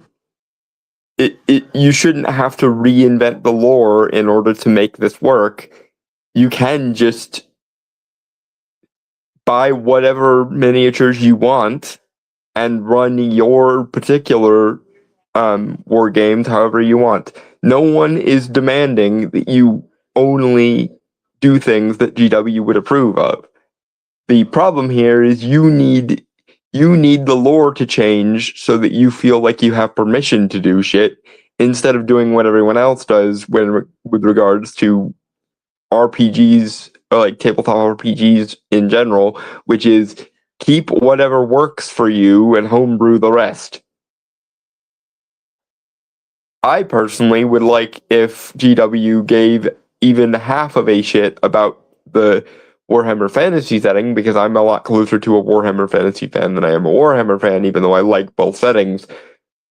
To be fair, I would not likely play either of them because the miniatures are too goddamn expensive, and on that point I do agree. It would be nice if it wasn't a highly expensive hobby in order to get into Warhammer the game.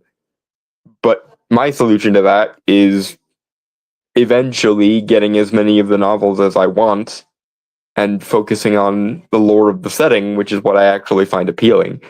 The difference is I don't have to frame my arguments disingenuously and claim to be a bigger fan of something than I am in order to make the argument. You, however, do, and you apparently are so cucked to what GW thinks that you honestly think you need them to change the lore in order to do the thing that everyone else does sort of by default, which is use whatever miniatures you feel like using. Hell, I've even seen people bring Warhammer miniatures into Warhammer Fantasy.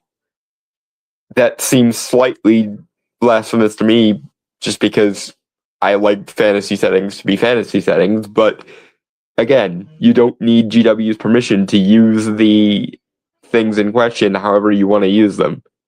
The fallacy is that you think you do, and you're willing to force GW to change the lore to however you want it and screw over all the people who like the lore as is in order to make it happen.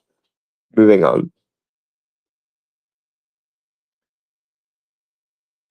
Alright, the fact that Workshop has seemingly broken its own rules for no reason whatsoever is annoying. It makes me say obscenity under my breath as I watched and sadly scrolled through the 30K section of the web store, misty-eyed to ponder what could have been had we been chosen instead of them.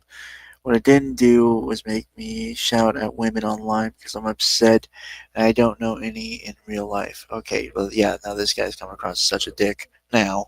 Again, there are female Warhammer fans who like factions like the Sisters of Battle and the Sisters of Silence or the Eldar Witch cults. There are also women in the 40k setting who don't define everything under the sun by their gender and therefore have no problem playing with male Space Marine or male Custodes or whatever else the fuck.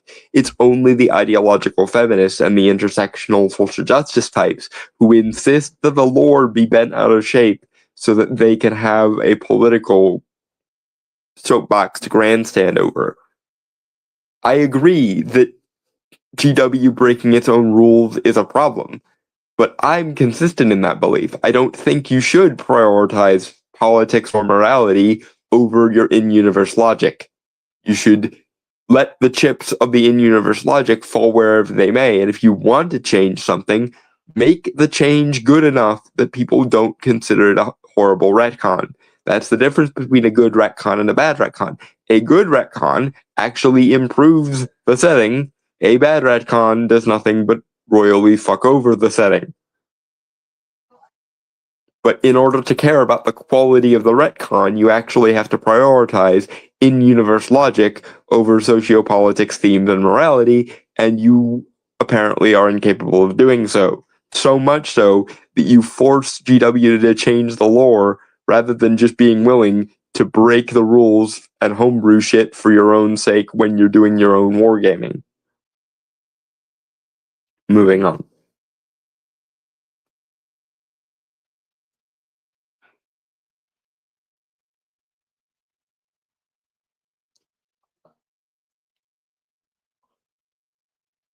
Brainstormer.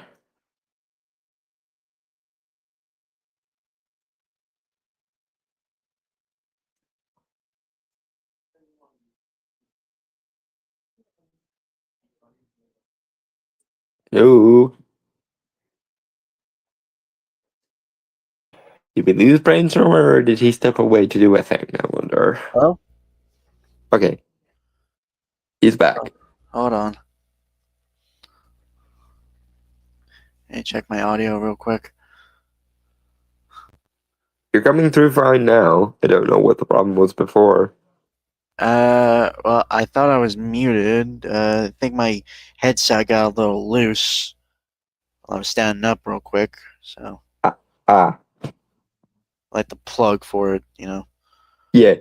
Okay. Yeah, I started to read, so. Yep. Yeah. If you're angry about seeing a plastic woman, it's time to have a long, hard look at yourself in the mirror, take some deep breaths, glue a little helmet on her, do a head swap, or simply just pretend she's bloke. It's all make-believe, none of it matters. There's no need to post about it online, unless, of course, you want to use the really cool robots in 40k, in which case you should write a 900-word article about it. Sweetheart, if it's all make-believe and doesn't matter, why is it so politically important there be female custodies? Why couldn't the social justice-oriented Warhammer fans just pretend that some of the custodies were female? If it's all fiction so it doesn't matter is a viable argument, then why isn't that argument able to be used on the social justice-minded morons? It's because you think that moral and sociopolitical gobbledygook is a better justification for changing the lore than in-universe logic is, and marketability is, and likability is. And again, no one has a problem with plastic women in the Warhammer setting. There are female factions, there are gender-neutral factions. What we're objecting to is don't alter your setting unnecessarily for out-of-universe reasons that have nothing whatsoever to do with the in-universe logic of the setting. And just like there's no problem with the Sisters of Battle being the Sisters of Battle and the Sisters of Silence being the Sisters of Silence and the Eldar Witch cults being the Eldar Witch cults, there should be no problem with there being all male factions within Warhammer either. But you have a moral fixation and a socio-political fixation and a thematic fixation on there being no such thing that isn't a gender inclusive faction when it comes to women, and and avoiding any faction that is gender exclusive when it comes to men, because you think that women are special and deserve all the things. Therefore, it's perfectly fine that there are no brothers of battle or brothers of silence, but it's totally not fine that there are all male custodies or all male Warhammer factions. You would rather change the lore and piss everyone who cares about the lore for its own sake off, for the sake of your politics and your morality, than simply do what you just advised everyone you don't like to do, and, homebrew and retcon and headcanon shit. There's nothing wrong with homebrews and retcons and headcanon, but why does your headcanon deserve to be morally elevated to the status of canon, but everyone else who disagrees with you should just have to shut up and follow the fucking line? Because you prioritize sociopolitics and themes and morality over the enjoyment or investment in the actual setting, so much so that when you don't like something, it automatically becomes make-believe, but when you do like something, to decry it as just make-believe that doesn't matter would piss you off. You moron. You hypocritical, dumbass moron. Yep. You done? Yep. Moving on. Okay.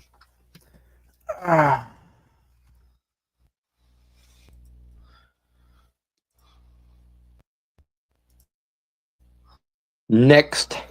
Okay. We are making pretty good time. I'm almost tempted to something we could do for next week, we could do here if we have the time. Mm-hmm. Author, okay, so this is from express.co.uk. Author slammed for claiming Shakespeare was a black woman. Ludicrous. Written by Eleanor Burleigh, published January 24th, 2026. Subheader is a feminist historian has suggested that Shakespeare's real identity was hidden, belittled, and erased by Western-centric ideology. No, Shakespeare was a dude who wrote plays for a specific company and wrote roles for specific actors. This is just the. Go ahead. Well, for one thing, is I think I was always into the. Okay, to be fair, this only idea that's come with me, a theory about Shakespeare, comes from Doctor Who. Oh, the Carrionite episode. Yeah, William Shakespeare might have been. How to say this? That coming off as offensive. Dalton, you're the resident here, so. I'm not sure what you're referring to, so I can't quite. He's flirting with both Martha and the Doctor. William Shakespeare. Oh yeah, Shakespeare being bi is almost entirely confirmed. We know that at least one of his romantic sonnets was directed towards a guy. I never learned this shit in fucking school. Ever. The fuck? American educational system yet again. To be fair, this specific thing honestly wouldn't really be covered, mind you, but to be fair, Shakespeare was an actor at the time, and there was a lot of gender bending going on in actor circles in Elizabethan England. Because I remember females weren't really allowed to. Yeah, most people know. Yeah, most people know at this point, but all of the female roles in Shakespeare's day were usually played by prepubescent men. Well, yeah, I knew that. That was yeah. So it wasn't exactly uncommon for, and to be fair, it's still not uncommon for theater kids to be somewhere on the gayer side of things. Like, there's a theory that Christopher Marlowe was gay and that he used to have relationships with the boys that would play female roles in his plays.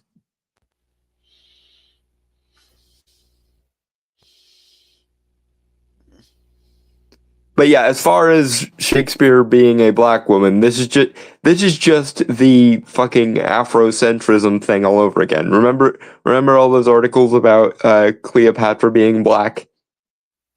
This is this is ju- this is just that again, probably. Because and to be fair, this isn't the first time Shakespeare's authorship has come into question. There's a conspiracy theory that and it is a conspiracy theory because there's very little evidence for it actually. There's a conspiracy theory called anti-Stratfordianism, which basically boils down to a bunch of hack writers in academia think that Shakespeare is written too well for someone who never did a university degree. They think Shakespeare was too poor to have written as well as he did.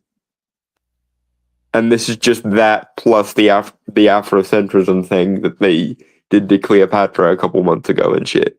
Like, but no, Shakespeare was a particular dude who wrote particular roles for particular actors. Because this is the thing. This is what ultimately shits on any Shakespeare didn't write the plays MK theory, which is back in the day, you didn't have someone mass producing plays for every group of actors. Back in the day, a writer would write a particular play and would write them with particular actors in mind. And Shakespeare wrote all of his plays for Lord Chamberlain's men, a particular group of actors. So whoever wrote Shakespeare's plays had to know particular actors within Lord Chamberlain's men, the company that Shakespeare allegedly wrote plays for, because that's how you staged a play back in the day. You wrote characters with actors already in mind to play them. And only centuries after Shakespeare's death did the idea of resurrecting Shakespeare's plays and performing them in the modern way of, actors being interchangeable become a thing. So whoever wrote Shakespeare had to know the actors in Lord Chamberlain's Men, the company that he worked for, because that's how you wrote plays back in the day. Moving on.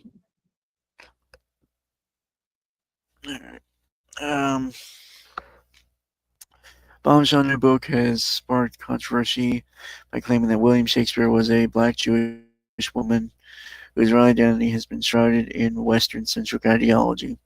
Feminist historian Irene Coslet contends that the author behind the Bard's famous plays, including Hamlet and Macbeth, was actually Emilia Bassano, a Tudor poet with a multicultural background.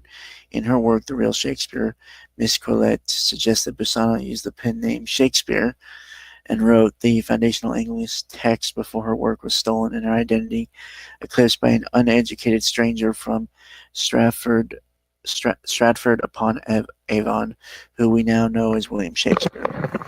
Okay, here's the problem with that. Why would she pick the name Shakespeare if Shakespeare was an actual person that we know actually existed? Like, again, it's the authorship question plus Afrocentrism. But no, like I said, whoever was writing Shakespeare's plays wrote specific characters to be played by specific actors that he knew personally because writers and actors worked in tandem in the Elizabethan period. A writer would write a play for specific actors to perform them.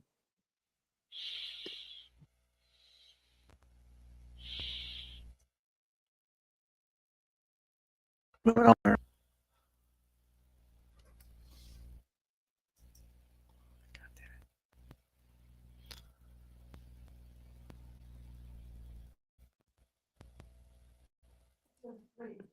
Okay, StreamYard booted me out for no good goddamn reason. Anyway, yes. The main issue with any of the authorship conspiracy theories of Shakespeare is it's predicated on two things. Ignorance of the fact that plays were written for specific actors, like I've just outlined, and based on the frankly elitist assumption that only someone with a college degree could have written like Shakespeare wrote. That's the main thing that pisses off everyone about Shakespeare.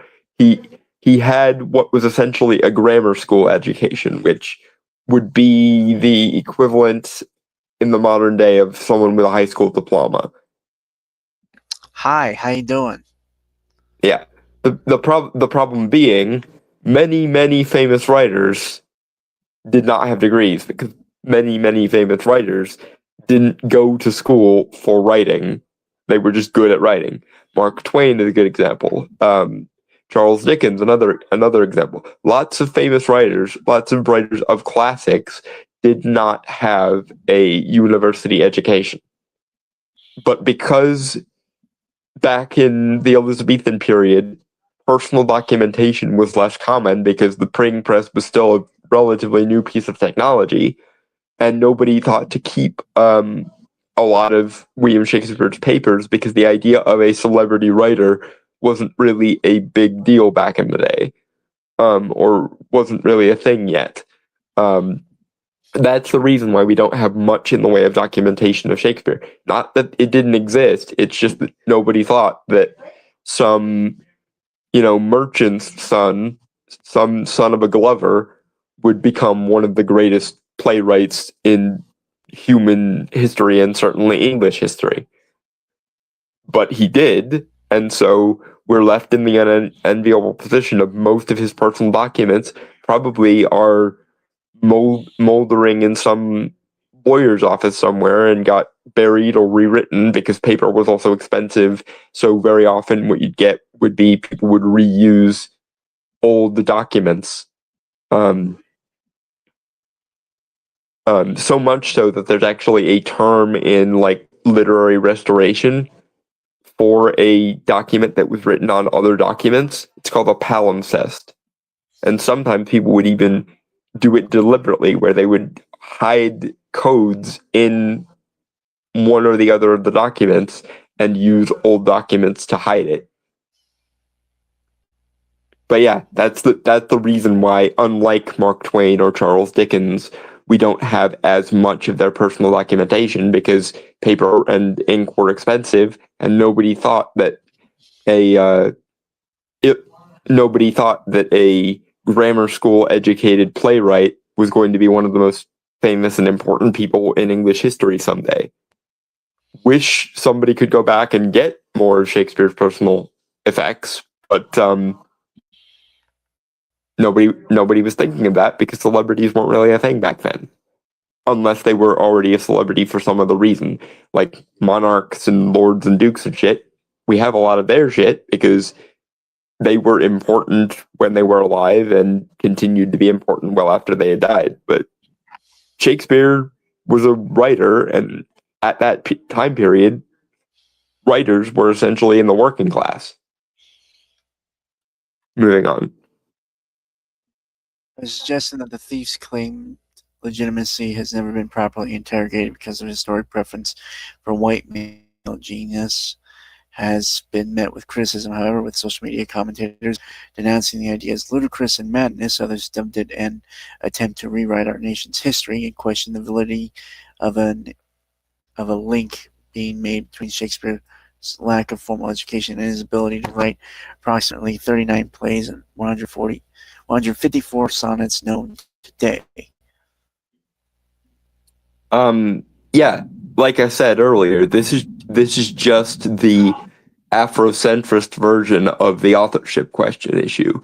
Like back in the 19th century, a lot of people believed that Shakespeare was actually not William Shakespeare, but Edward de Vere, the 17th Earl of Oxford, because, again, there was this elitist attitude of, to be a writer as genius as Shakespeare, you had to have a university degree. This is just that, but with, like, blackface in, essentially. We need more diverse historical figures, so Shakespeare is too white to have written Shakespeare. It's just the same elitism, just pointed a different way. But no, he did, and we can pretty solidly prove he did. And even if we couldn't prove by way of documents and shit, again, the way that Elizabethan plays were performed is you wrote specific roles for specific actors, so whoever wrote Shakespeare must have known the actors in Lord Chamberlain's Men. Moving on. This is one of the most ludicrous theories yet. Presenter Alex Phillips wrote on X. Claiming William Shakespeare was an interloper because he was uneducated makes no sense. Some of the greatest writers were not educated. In Miss Coslet's thesis for the book, she wrote, historians may have not managed to explain how the Stratford man, a semi-illiterate moneylender, managed to gain such a level of erudition. Because some people are just smart, my dude. Like, maybe this is me projecting a little bit of myself here, but I have an IQ somewhere in the 150s, but I'm from a rural-ass backwater middle of nowhere part of northern Pennsylvania. Are you honestly telling me that I can't have a 150 plus IQ because I'm one step above white trash? I mean, this would be an excellent time for Brainstorm to come in with all the hick jokes.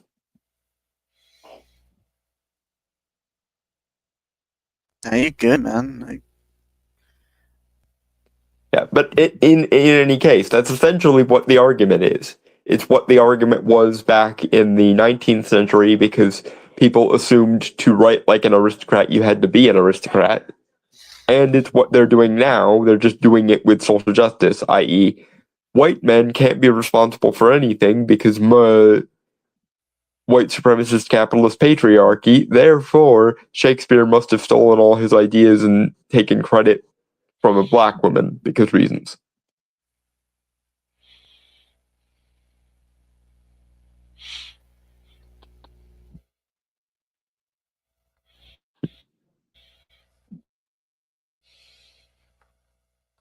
Sorry.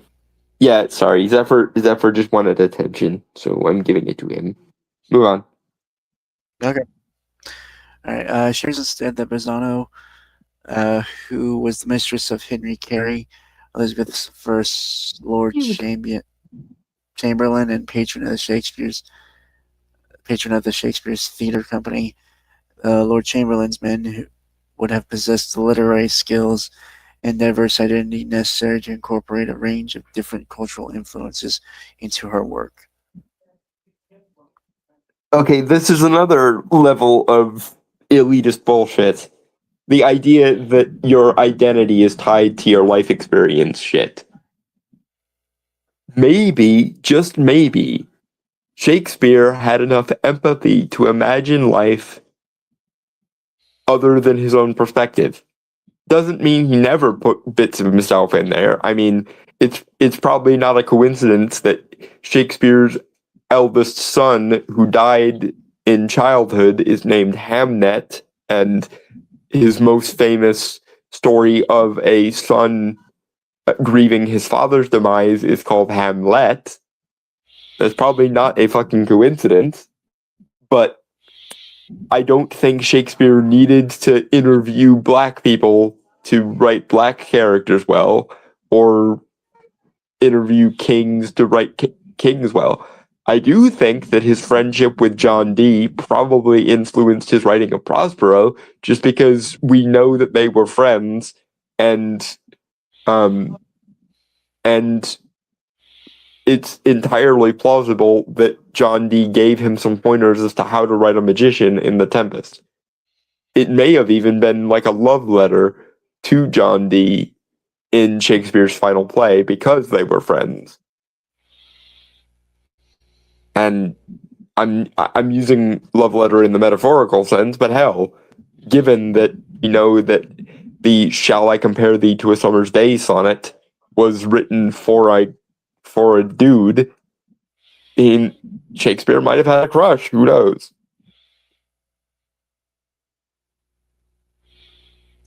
Moving on. While artworks of Bassano depict her with pale colored skin, Miss Coslet has suggested that painters would likely have lightened her features in accordance with the beauty standards of the period. The book claims that she did in fact have African origins and family ties to the cosmopolitan Venice of the 16th century. You do know there are white people in Africa, right? Like there are non-black Africans in Africa. A lot of places in Africa. This is the Cleopatra thing all over again. Also, not only would the painters of the day have portrayed her as having lighter skin than she had, if indeed she did have dark skin, it's also true that she would have as well, because it was not uncommon for aristocrats of the day to wear whitening powder on their faces, which ultimately bit them in the ass because the white powder that aristocrats used to pale themselves up, because pale was a sign of not having to do work, because anyone who did work would be out in the sun tanning themselves, and therefore having nothing to do with race and everything to do with gentility before anyone goes there. It was common to use a white powder based on lead to whiten the skin among the aristocracy. So those daft bastards were probably slowly giving themselves lead poisoning while they were basically layering a bunch of makeup on their faces. So even if she was of a sub-Saharan African extraction, she would have layered as much white makeup on as possible, and so did every single person at court, whether they were the swarthiest Greek or the whitest white wasp possible, because that was the style of the aristocracy of the day. And like I said, it bit them in the ass, and good riddance as far as I'm concerned. That's what you get for being a bunch of stuck up pricks. Moving on.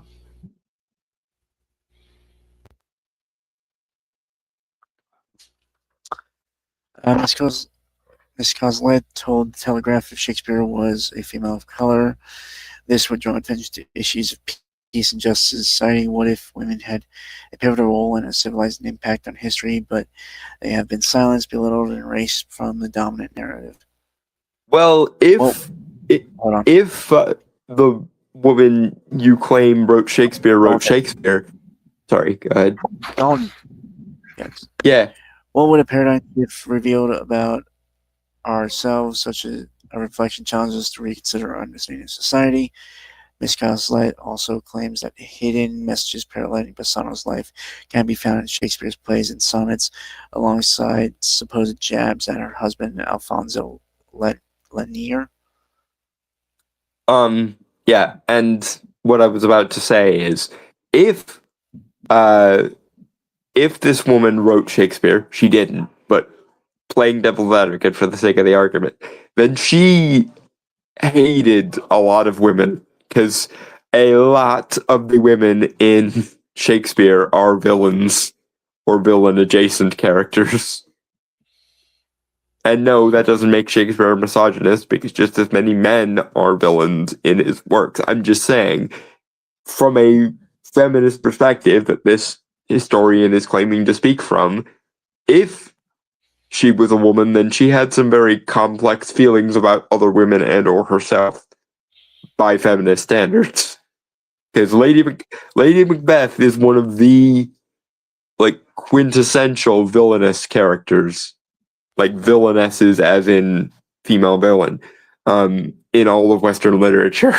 So if you think that Shakespeare speaks uniquely to the female experience, then you might have some uncomfortable realizations to come to, this feminist historian.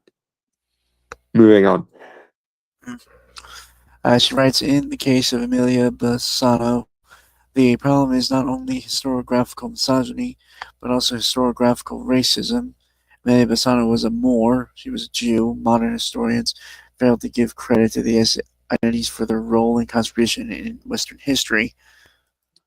Except they don't, because there's an entire book titled Of Black Tutors, which took place centuries before the Elizabethan period. And by the way, it was very fashionable at the time, however, quote unquote problematic it would be now, for monarchs to appoint random ambassadors to various parts of the empire.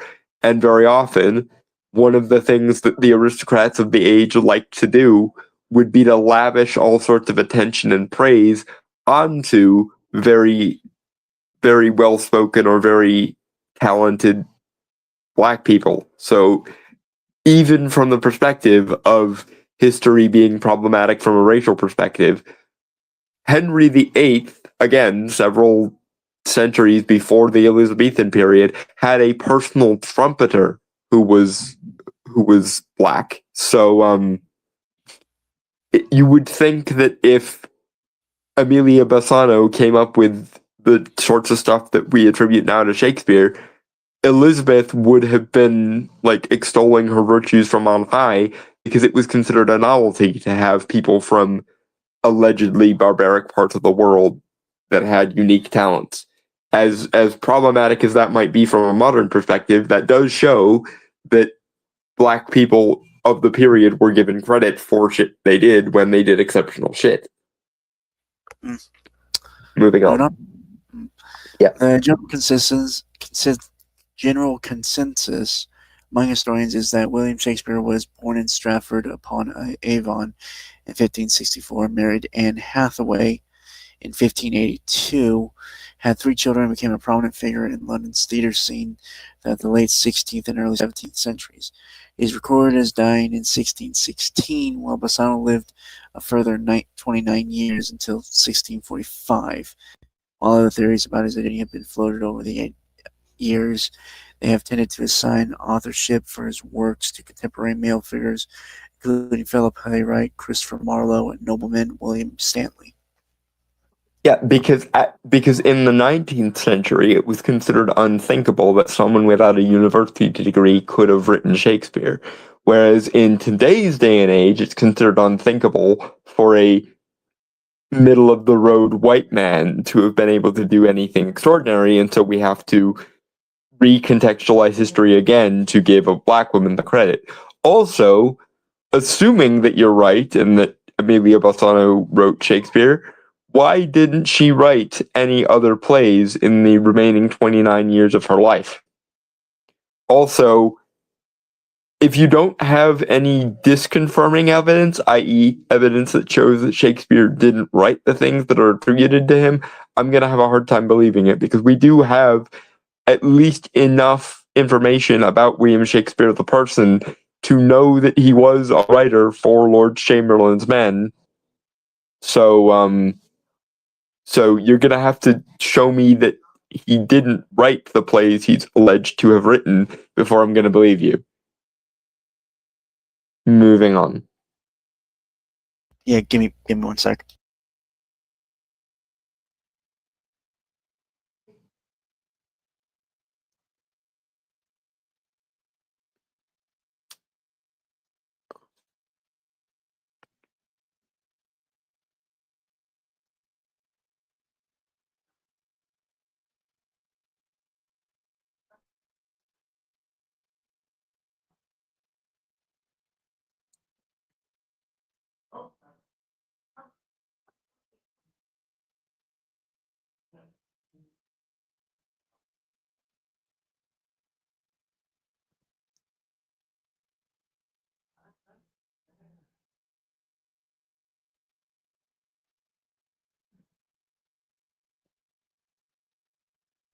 Okay. So we're gonna finish.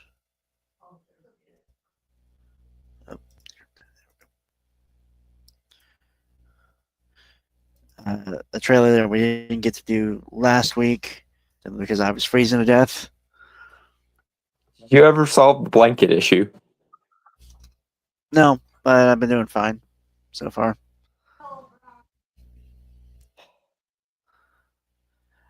So yeah, this is the teaser trailer for Star Wars Maul Shadow Lord, which is going to be streaming on April 6th. There's at least a potential that this could be good, considering everything that Filoni did via Clone Wars with Maul was pretty good. Yeah, Granted, a lot of the good things about the Clone Wars stuff has very little to do with Filoni himself. So whoever was more crucial to that should get the credit. But yeah, I'm at least hopeful that this won't be another Ahsoka or the Acolyte. I am thinking about. I've thought about this with this because it's set between. I'm just now realizing that for some reason Disney. And don't get me wrong, it's an interesting period, but a lot of like modern Star Wars stuff, officially at least, Yeah, is set in the 20 years between Revenge of the Sith and A New Hope, which don't get me wrong is yeah. a very to me is a very interesting time period. But there are thousands of years of stuff they could do that wouldn't have anything to do with the movie timeline that they could actually do something interesting with. Yeah, um, I think a lot of people have said many times. Recently, a lot of people I have seen that have kind of gotten more into it, like by watching like the old Republic cinematic trailers, for the Mm. online game. People want to see I'd like be, Knights of the Old Republic stuff, like thousand of years prior. yeah, I'd be really interested to see stuff set during the Sith Wars prior to Darth Bane The insisting establishment of the upon rule too. yeah, that would be really interesting, especially because a lot of the old Sith are stupidly OP relative to like Rule of Two era Sith. Like Yeah, there are literal immortals among the ancient Sith lords like Darth Endidu, okay. So Marka Ragnos, etc. maybe it's just because me and stuff, but I would love to see the story of Revan pre Knights of the Old Republic, like that story, because it's such a just grand epic, right? Yeah, and I would of course, being me, like to see more with regards to Sith sorcery, but Uh, the last time I asked for shit like that, they ruined the Night Sisters Acolyte. and left us with the Cult of the Thread. So maybe I should stop asking for more Sith Yeah. sorcery related shit because they might ruin it even harder than they already have. But Yeah. I don't want like if it's a choice between having things that I love burnt to a crisp in front of me and leaving the things I love alone, please leave the things I love alone. Because I don't want to watch someone club the things I like to death like a baby fucking seal anymore. Is that still a thing, or is that just is that gone? Seal hunting? Yeah. For the most part, yeah, there are conservation efforts and in general. Which is good. Which is good. Yeah, Because this just nobody feels likes like okay. Just that whole clubbing thing really that feels like needlessly cruel. yeah, it's horrifying. And I'm glad that it for the most part doesn't occur anymore. Okay. Um Anyway, shall we? Did we have some for Star Wars? I can't remember. did we? Or is it just blue milk? I don't think we had a thing for Star Wars. Should we do blue milk or? Is there some fruit associated specifically with with Dathomir, because I mean, Maul is a son of Dathomir. Wait, shit. Waters of Life. The Green Night Sister Ichor. I was gonna stay with banana. That's too many words. All right, banana. Sith Nana. That'll Times work. have changed. Darth Nana. I will show you the galaxy for what it truly is. See things from a new perspective. Maul became such an interesting character from the Clone Wars, and it's And cool that they're really. And I do like how closely his shit is tied to the Night Sisters. But again, if it's choice between watching things I love be butchered horribly or never touching on them again, please avoid touching on them, Disney. Though I guess, well, this is obviously a prequel. Given how Star Wars Rebels had Maul when we first introduced him on what was that planet? Morban? I think so. Where he's basically like a hermit. It was basically like kind of he was like a dark version of Yoda in terms of like a master and stuff. Yeah. Kind of curious if they're going to kind of build up to that here because it. Sorry, give me one second. Into Clone Wars season 7, he still had a contingency of Mandalorians still loyal to him. Right. Also, I wonder if we'll ever get any flashbacks either to his training with Palpatine or to his connection to Mother Talzin, which this is animated, so I'm hoping that if we get more of the Night Sisters here, it won't be as unspeakable as it was during Ahsoka or what the fuck Acolyte was doing. Hopefully. Especially now that Kathleen Kennedy is gone, baby, gone. Oh, I thought that was just a rumor. No, she's gone, finally. Huh. I would make the obligatory Wizard of Oz joke, but I don't respect Kathleen Kennedy enough to call her a witch.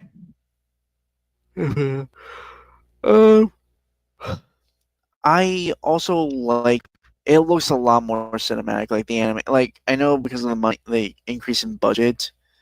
Not to say that the original Clone Wars didn't have its like cinematic moments, but it was limited. Mm.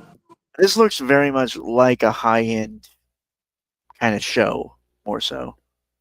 And I do like how central Maul has become to things, because dear God, he literally and figuratively got the shaft in the movies.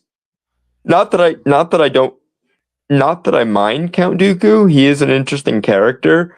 I just think Maul could have been such a more interesting presence to the prequels if he had stuck around longer.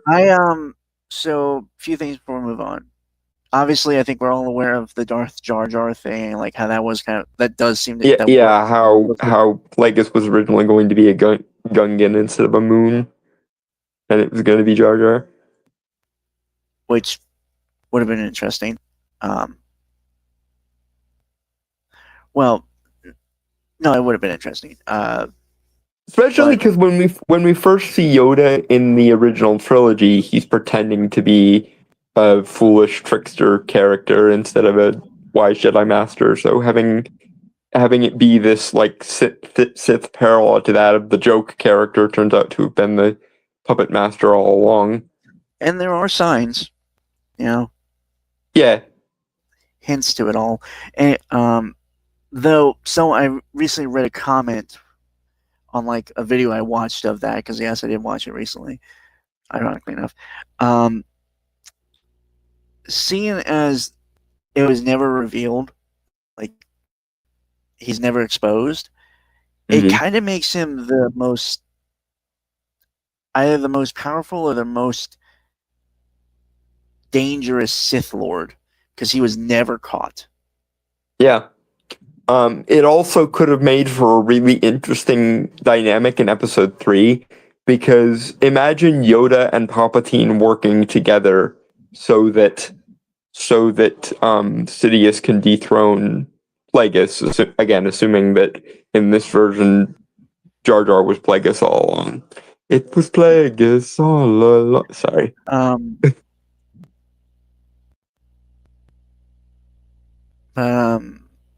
To be fair, I don't know. I think there's honestly, given like all the added material we have to give context to the prequels, Mhm. the prequels aren't really that bad. I No, think. especially not in a post Clone Wars show Yeah, they landscape. really. To be fair, They existed solely to make the prequels not shit. Well, I think it's also because we don't see all the moments that build up for some reason. I don't know. Yeah. The Clone Wars actually really portrays Anakin in a better light, in the fact that his turn really makes a lot of sense given everything he went through. It makes the fall all the more tragic because we actually see the good man being a good man for more than 5 minutes in the show. And to be fair, the Genndy Tartakovsky Clone Wars also was really good. Oh yeah, and I'm under the impression until we see like, I don't know. Okay, pre Disney acquisition, I was always under the impression they were both in the same, because they never really gave any type of changes or ideas that really. Yeah, I'm with you there. I always assumed they were both canon. Yeah, because they intersect or contradicted each other. They were always depicting different ideas and moments. Yeah. I will say, Star Wars: The Clone Wars did Grievous dirty. They did. I mean, he had moments, but in his introduction in Star Wars Clone Wars, Genndy Tartakovsky's, he was a straight up. Yeah, there was a reason why why capturing and executing him was the big military asset. Yeah. And to be fair, in the episode where it's Kit Fisto versus Grievous, they do still a good job of making him seem badass. It's just compared to the General Grievous we saw in Genndy's version, like the Genndy version would take the Filoni version's lunch money. Yeah. Also, his story, like his backstory, is also really tragic and really humanizes him a lot. Yeah. Also, I really liked giving Kit Fisto more to do than be the one nameless mook to die to Palpatine, because God, Revenge of the Sith did Kit Fisto dirty. I was glad that they gave him a whole episode to himself. Although I'm still surprised timeline-wise, the Clone Wars only lasted like 5 years or so. Yeah, it didn't last very long. I guess this is a millennial and Zoomer bias thing. We're used to wars lasting for 20, 30 years, which also fuck you, DC. As in Washington, DC, not the comic company. But yeah, fuck you, fucking boomer assholes who made us have to be in 20 years of endless war. In a sane world, that is how long a war is supposed to last. It's supposed to be like a maybe 10-year engagement if it goes on for particularly long. Well, to be fair, it was also very much. Well, the whole Clone Wars thing and the Separatists and the Republic, that was a whole manipulation by, Palpatine. So. And as ham-fisted as it occasionally was, I do like the elements of the prequels that kind of make the Clone Wars analogous to the War on Terror. Like in Palpatine's speech in Episode 3, when he literally paraphrased a George Bush line. Anyway, let us. Sith Nana, or rather Darth Nana, Yeah. which now needs to be a comedic side character like Yaddlepoof in the Robot Chicken verse. Alright. Darth Nana.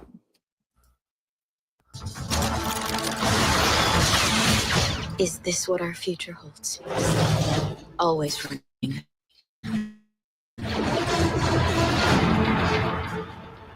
I invite you to look more closely.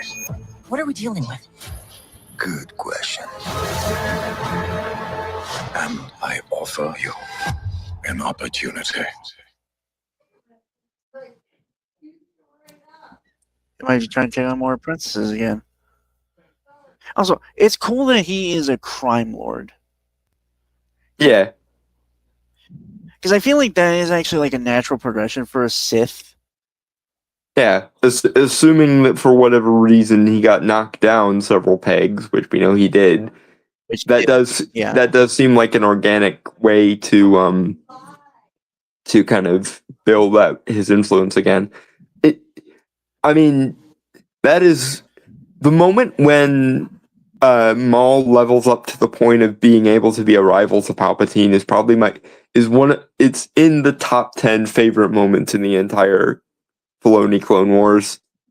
Although you can make the argument that he wasn't really a rival in skill, maybe in influence, but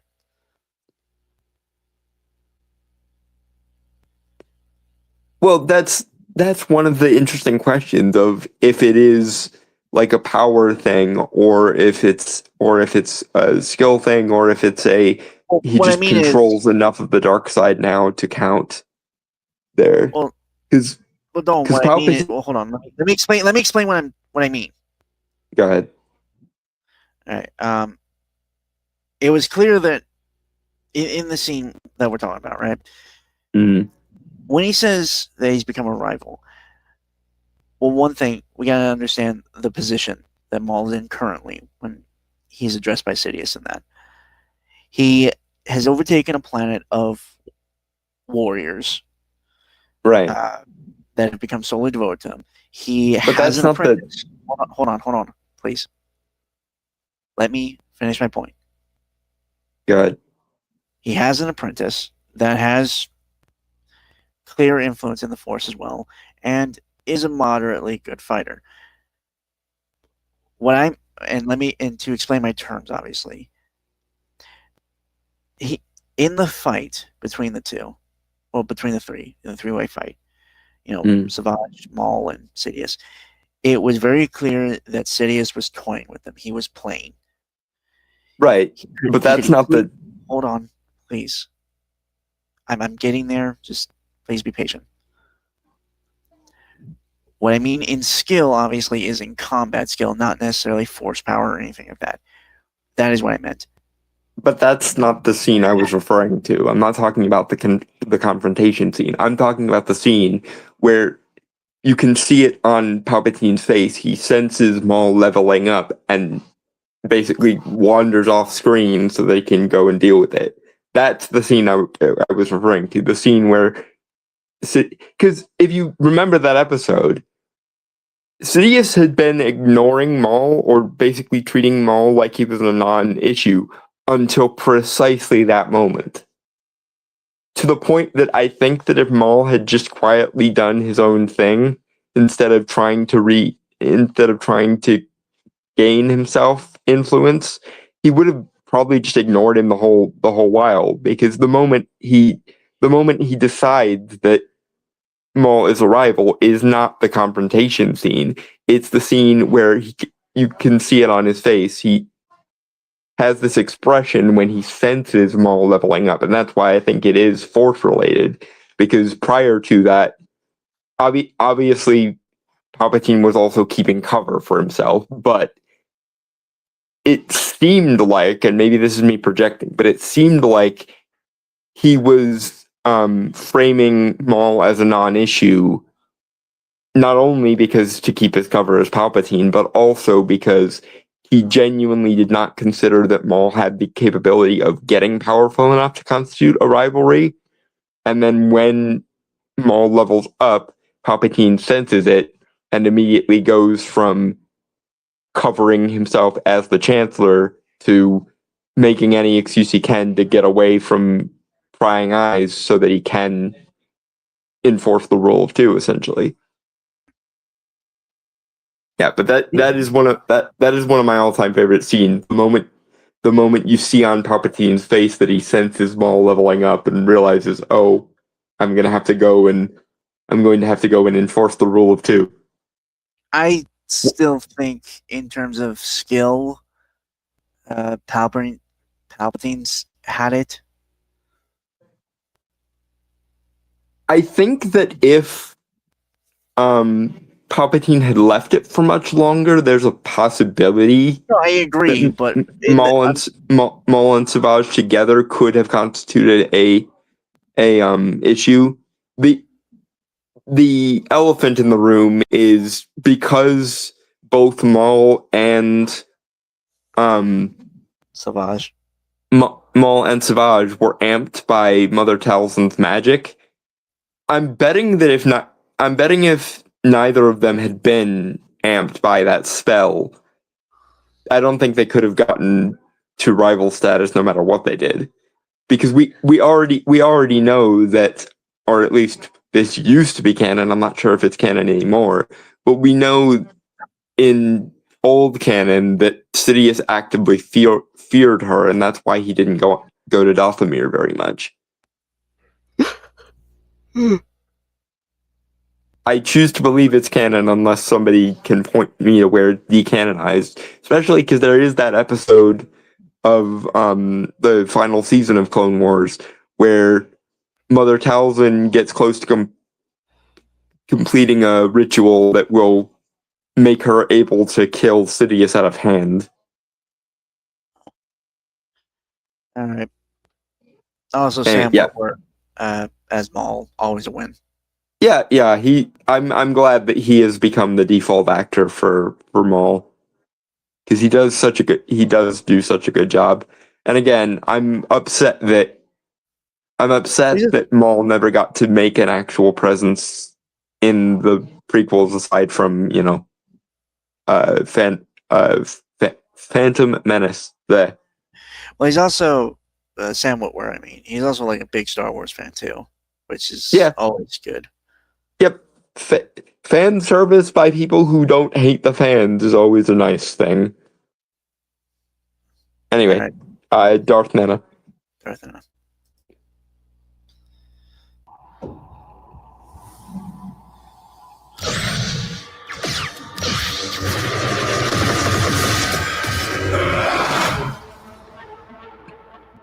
Maul.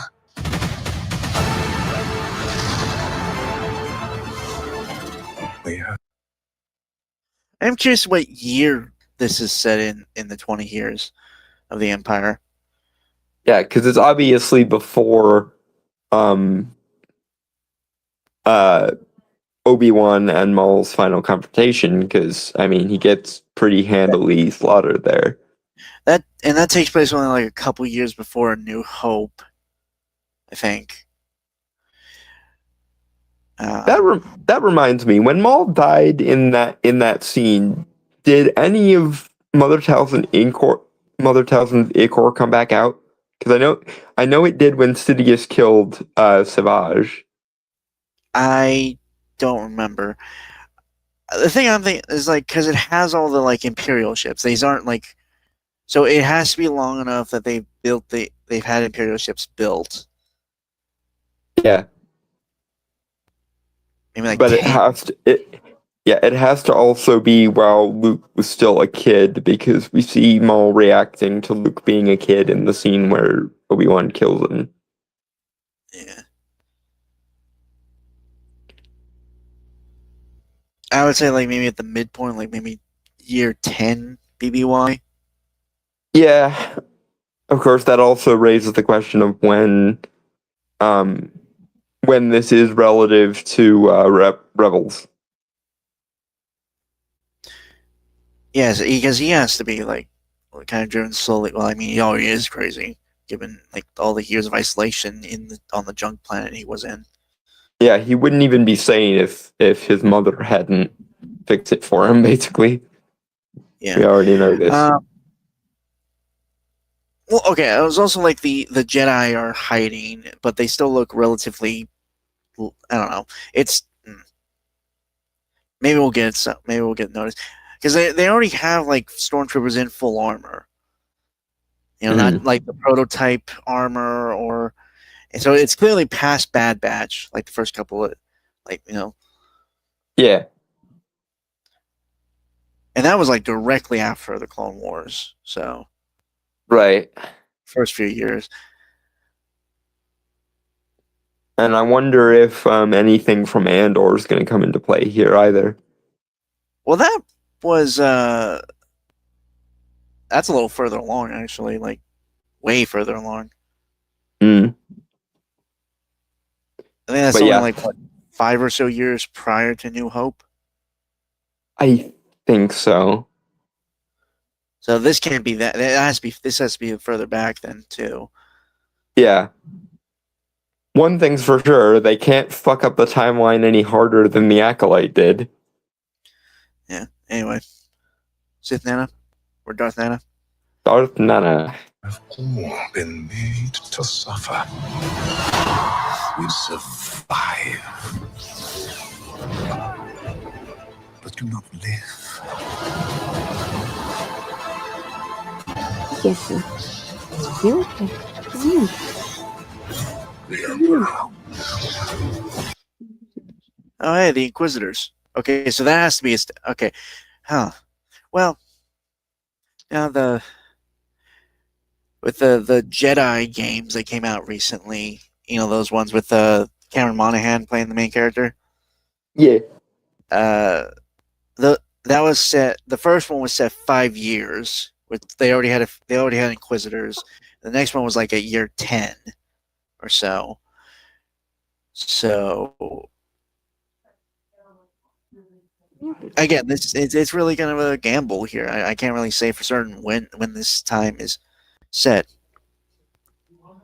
I assume it'll be confirmed during like the opening text crawl, assuming there is one.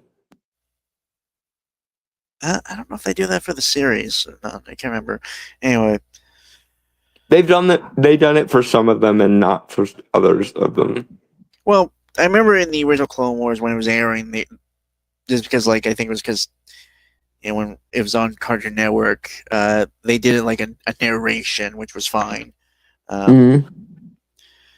I don't know if I don't think they're going to do it for this one because tonal wise, it wouldn't make sense. Mm-hmm. Anyway, Darth Nana. Once you dead, chains can be broken. Hang on! And empires can be shattered.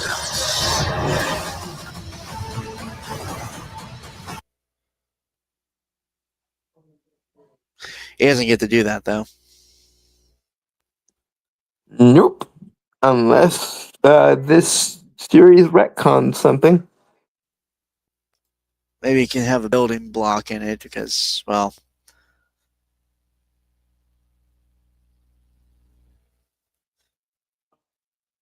like help build that foundation to the fall of the Empire. To be fair, the Empire's fall was inevitable given its shaky building anyway. Yeah, and how isolationist Palpatine was and how little he actually gave a fuck about being an emperor.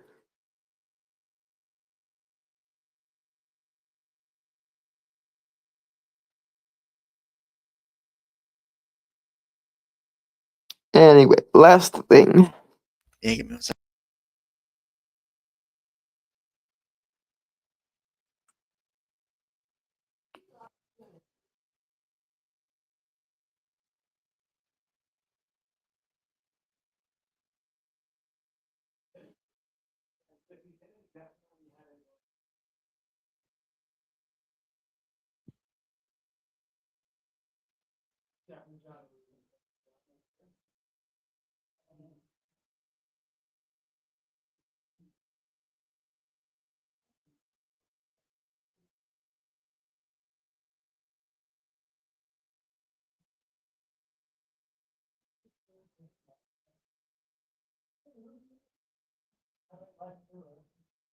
Okay, I saw this and I thought, why not?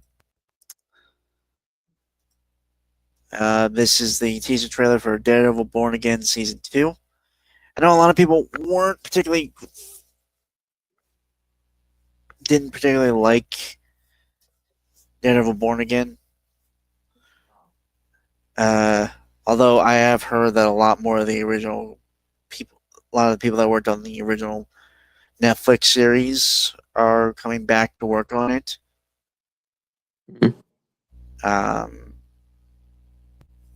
Did work on the last episode of season 1 of Born Again, and I got plans to do it and stuff. And it does seem like an interesting thing going on here. So, Blind Nana. probably, yeah. But for context, because I know Dalton doesn't watch this kind of stuff. Fisk, Kingpin, becomes mayor, outlaws vigilantes. Basically, kind of does a police state of New York with a task force that idolized the Punisher. For the record, this was also a storyline in the comics. So before you Kaiser. I'm curious if other New York heroes are going to have anything to say about that as well. Yeah, well, Daredevil's building kind of a resistance already, slowly. I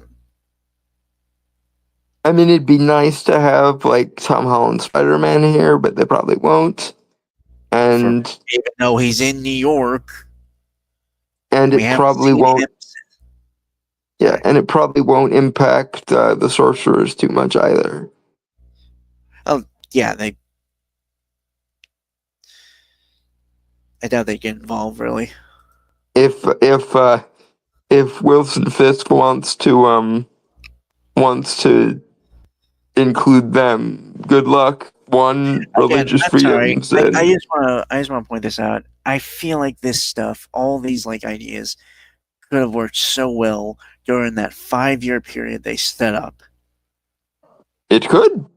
It could, but they didn't. So derp logic, I suppose. With Blind Nana.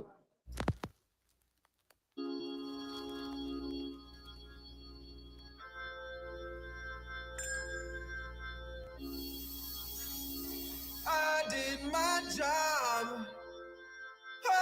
I paid my dues. Love is for fools.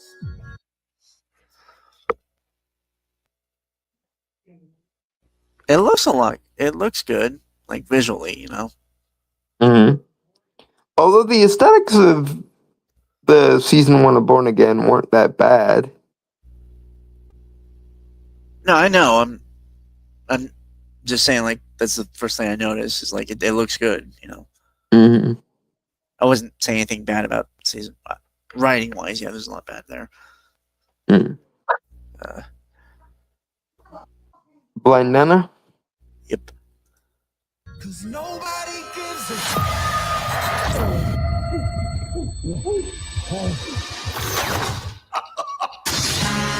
I feel liberated, over medicated. I hope you can walk because I'm not carrying you. Jessica Jones. Mm-hmm. I wonder if they're gonna have her and Luke married already or not. And of course, the question of, since we are getting Netflix callbacks, are we going to get a version of Iron Fist again, or are they just going to pretend that never happened? I mean, it could be a better version.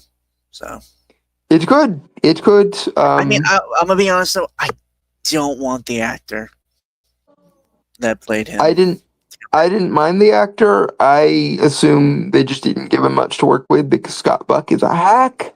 He is to television Marvel what Joel Schumacher was to cinematic DC back in the day.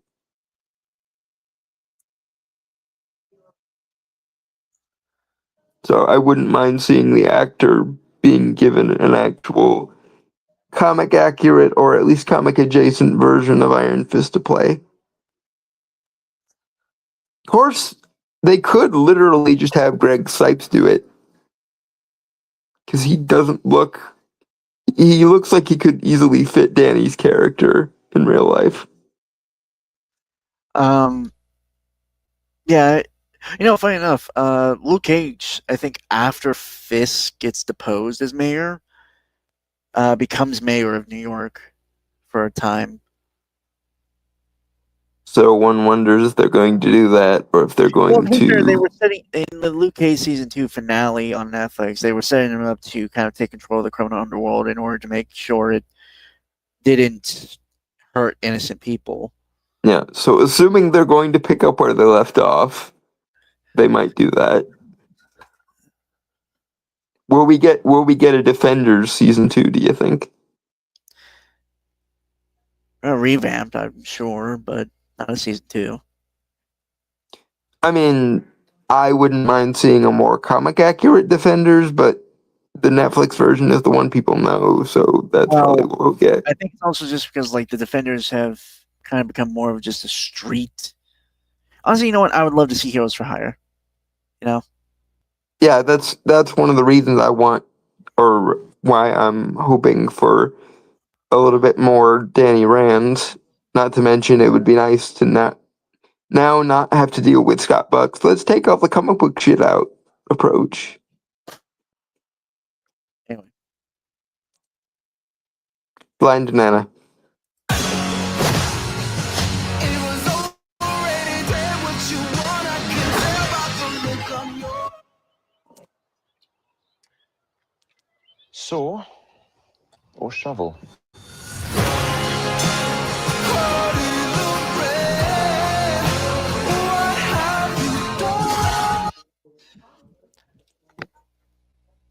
I feel like they're really going to lean into Bullseye being a fucking psychopath in here. Which would be nice. Oh yeah, the dude is unhinged. Makes me think though, relatively considering, well, because Elektra is already dead. Mm. Although, I am somewhat wondering if they're going to bring her back. Probably not, but I mean, they have resurrection mechanics if they want to. I mean, they kind of already did with the Netflix shows, so I don't know. It's complicated. Also, I don't know if the act. Well, no, isn't the. I don't know if it's the same actress who played Cersei or not. Mm. I don't think. No, I think they're different. They have similar faces, so that's why I was thinking about it for a second. But I think they're two different actresses. Yeah, I don't remember it being the same actress when they were butchering Eternals, so I don't think that's her. Again, like I said, like I was remembering them in my head, and they have similar like kind of faces, like bone structure. Hey, it wasn't me who got confused about actors because of how they look this time. But I'm bummed-ish. Yeah, but yours are almost always. You know what? I'm not going to say that.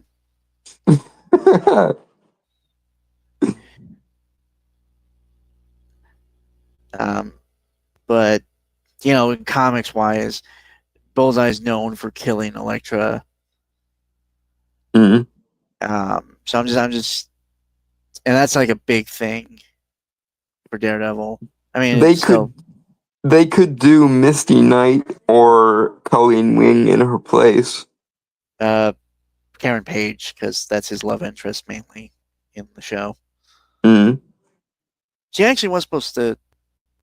I think she has died by Bullseye's hand, like in the comic. I can't remember. Again, I'm gonna be fully honest. I've not read a lot of Daredevil comics. Surprising, I'm aware. It does seem like it would fit you more. I don't know. Look, I'm gonna be honest. I like Daryl. He's cool. But I've also made this clear. I'm more of a DC guy than I am a Marvel guy. Mm. But also, his stories often end so fucking tragically. Mm. Like, honestly, he's in the running for shitty life of a Marvel superhero. Like, he's almost tied with Spider-Man. Almost. She's saying something.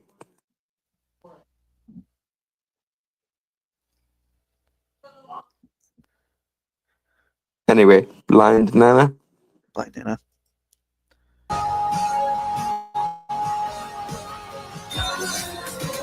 Nobody can see.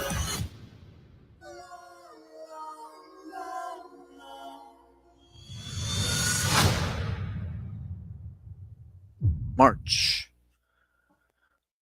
Hmm. That wasn't bad. That's how I would prefer a teaser to go. Show some interesting stuff, give you a general sense of what's going on, but ultimately don't spoil anything. I assume none of this is going to tie into Doomsday or Secret Wars, because why would it? But No idea. No idea. I don't think Marvel have any idea at this point either, so I honestly wouldn't be surprised if Doomsday ends up making less than Deadpool and Wolverine did. Thank you for that optimistic view of things, Dalton. It's always such a pleasure. Bitch, you know what I'm about, to quote Perfect Cell. I actually I'm gonna be honest, I just started to watch the Boo Saga bits they made. I really wish they had done a full version. I mean, I know they don't really like the Boo Saga, but that honestly, they could have fixed it, or at least attempted to do something interesting with it, in that they don't like it. Yeah. Anyway, with that, folks, want to say goodbye, adios, aloha, avidazai, sayonara, peace, cheers, and Shalom and fuck off.